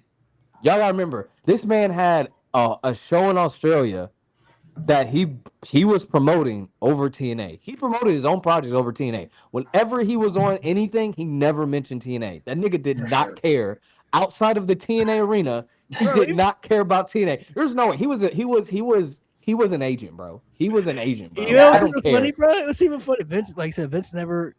I feel like Vince purposely sent them over there because they were getting some WWE superstars, but Hulk Hogan never cared about TNA. I don't think, and I don't think Vince ever cared either. Even when they got Kurt Angle, this nigga was like, "Bro, all right, sure, Whatever, yeah. whatever." Yeah. Because he fully punished Kurt Angle when he came back to the company. Nobody can tell me otherwise. He fully punished Kurt Angle. I don't know what's going on at your house, brother. Is it lagging real bad? Bro, I'm not gonna lie. That's a crazy Man, freeze I don't frame. know I'm what gonna take the a fuck picture you of just that. That's said. a crazy freeze frame. Kind of hurts. That's a- It's that's a a crazy funny freeze, bro. freeze. That is a crazy freeze frame. I'm taking a picture of that. That's Oh, a crazy Lord. freeze frame. I'm gonna send it in the chat. Is it just the picture or the audio or both? The audio Yeah, sounds bro. like The robotic. audio. But it's good now. It's good now. Yeah, you're straight. But yeah, I think That's the Vince spirit of for Hulk Hogan. Oof. could be. Oof, Fucking up your oof. Wi-Fi. I think for sure. I for sure think like it just seems it's too suspicious, bro. Like how's Hulk Hogan gonna be the guy to convince you to go head to head with Raw Mondays? You know that's not. And like, did y'all So not learn crazy. y'all lesson the first time? That's why I was like, come on, bro. But That's he's so like crazy. literally They didn't Mr. even- WWE. Like he But was like Mr. TNA wasn't WWE. WCW, bro. That's not the same. Like it wasn't WCW and WWE. It's just I don't understand that, bro. That never made sense to me. It didn't even come close. When and this is you gotta think. This was in the early 2010s, so like the WWE at the time wasn't like the greatest. But even myself, when I found out they were going head to head, this is back before you got social media now and stuff. Yeah. When I found out they were going head to head, I was like, I guess I'm not watching TNA no more. 'Cause I'm watching TNA over Raw. Like, crazy. Isn't the first night they debuted? That's when they brought Brett back Yeah. for the Shawn Michaels like First Yeah. night they brought in Hulk Hogan. The Yep. first episode. That was the first episode, yeah. But like as a kid, I mean, I was like a kid, teenager. But when I found out at the time, I'm like, well, I guess I can't watch TNA no more. I'm not watching TNA over Raw. Or Monday Night Raw. You crazy? Like, Yeah, no. This was before Especially with DVR. Bret Hart. I mean, it was like DV, but I said this was before the era we had. Like now, you could like watch both at the same time, type Yeah. stuff. So like you could record, Yeah. but like back then, it was kind of like you watch one or the other type stuff. Like we'll watch this one over the other one. So like, bro, who's watching? Who people from our era is watching TNA overall? Maybe like 5% of the population, I would Yeah. say. I would say less. and maybe even less like that. Yeah. So it's just Not even, yeah. it's just Tony too Khan suspicious. knows better. He would never go head to head with Raw. He knows better. Yeah. And that's Yeah, and I why- really And it's wish. not even that TNA was bad either. Like they had a really good roster. It's just Yeah. they couldn't get the ratings. Like Yeah. And then especially Yeah. in 2026, like stop putting NXT to counteract AEW pay-per-views. Like it's not gonna that work. shit, Not- bro. like But it, not- I wouldn't, even though it still annoys me, if you did it with your SummerSlam, let's say AEW All In was gonna be on August 2nd, and you were like, you know what I'm gonna do to counteract that? SummerSlam. Let's see how many people actually watch. All right, cool. I could get that business, but NXT But it, and it's on the CW. Like, But you know how many people they're- don't even know that channel exists?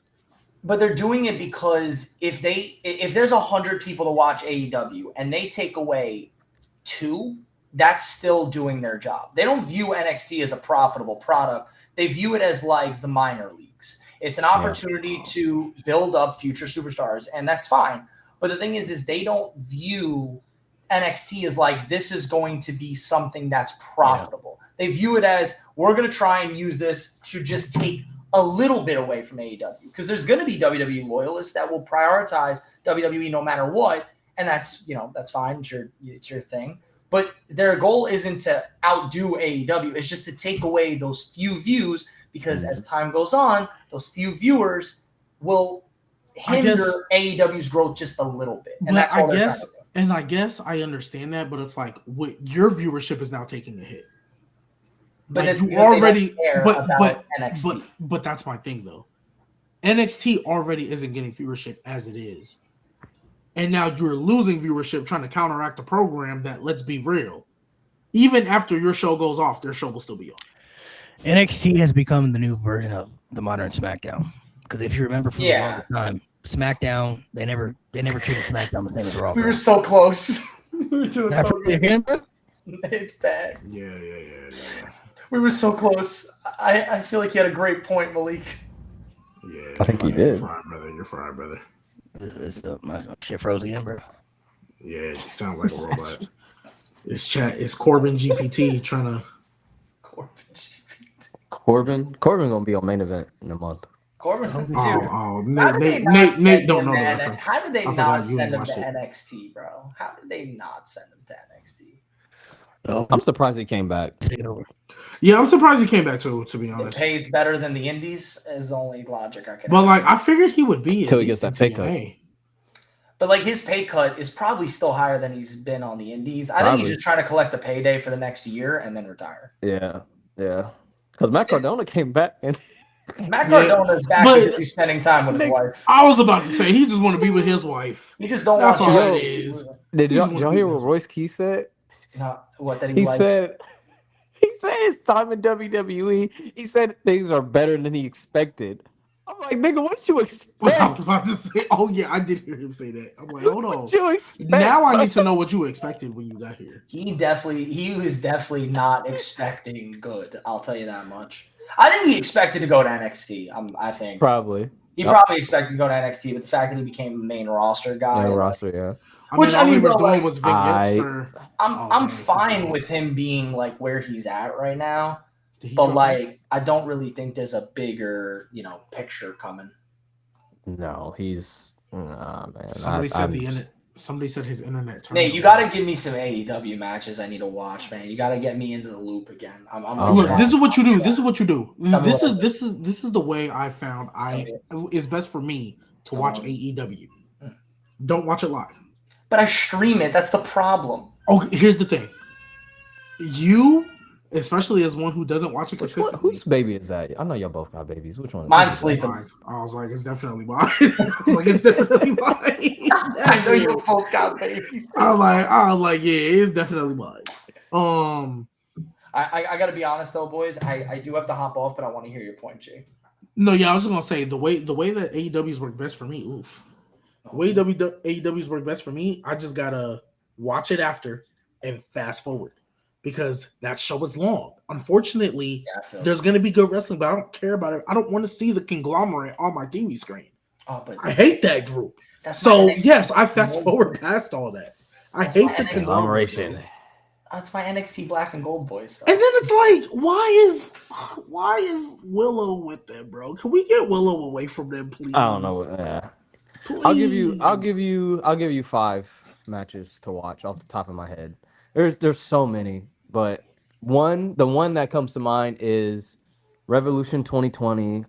It's Hangman and Kenny versus the Young Bucks. That is a fantastic match. If you want to continue with the Young Bucks, I'll go Swerve and Ospreay from All In last year versus the Young Bucks.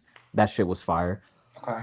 Oh man, let me see. I'm trying to dig deep in my bag. I can Tony go Storm old. Tony Storm versus Mariah May. That you one can I've do seen. That That one. one I've seen. That one Okay, Hey, you I know can- what? Okay, good. Have you seen Kenny and Brian Danielson? I don't care how old it is. That is No. still it. Kenny, Ooh, Brian Grand Danielson. Slam. Go watch that. Grand Slam. Go wa- Fantastic Grand match. Slam. Here's what I can just because I really have Fantastic. to hop off. Here's what I need you guys to do.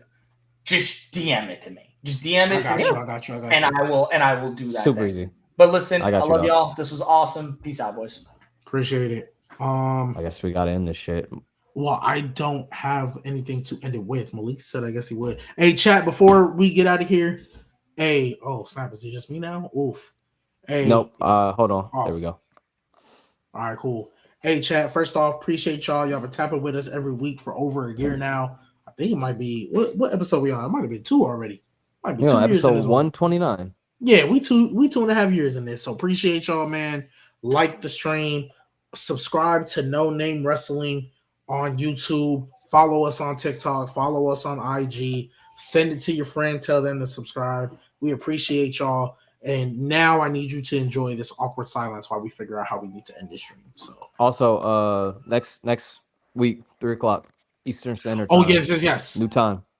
3 Eastern. That's when we're going live. So if you late, that's your fault, not mine. But it might be. We still both, gonna but, be you late. know, We still gonna be late because of Mo. Regardless, man. You know what I mean? Shit. All right. Well, we gonna try to end this shit. Yeah. So y'all So- can pop out. We just gonna be sitting here trying to figure out how we gonna end this. I'll name you my favorite Gunther matches while we end this shit. Gunther versus Tyler Blake. Walter versus Tyler Blake. Clash at the Clash in Cardiff? No, Cardiff. NXT Takeover Cardiff. Walter versus Pete Dunne. NXT Chicago? No, I don't think it's Chicago. Is that- Whatever one. No, I think Pete Dunne versus There he is. and then Sure. you got Walter versus whatever one that was. That's a really good one. Walter versus what other Walter match can I put out there? Oh yeah, obviously Ilya Dragunov, the first one. First one is really good. Gunther. I'm gonna just keep going till y'all end this shit, man. We already ended the shit. What is Well, it? we'll end this now. So you can end it now. You can end it now.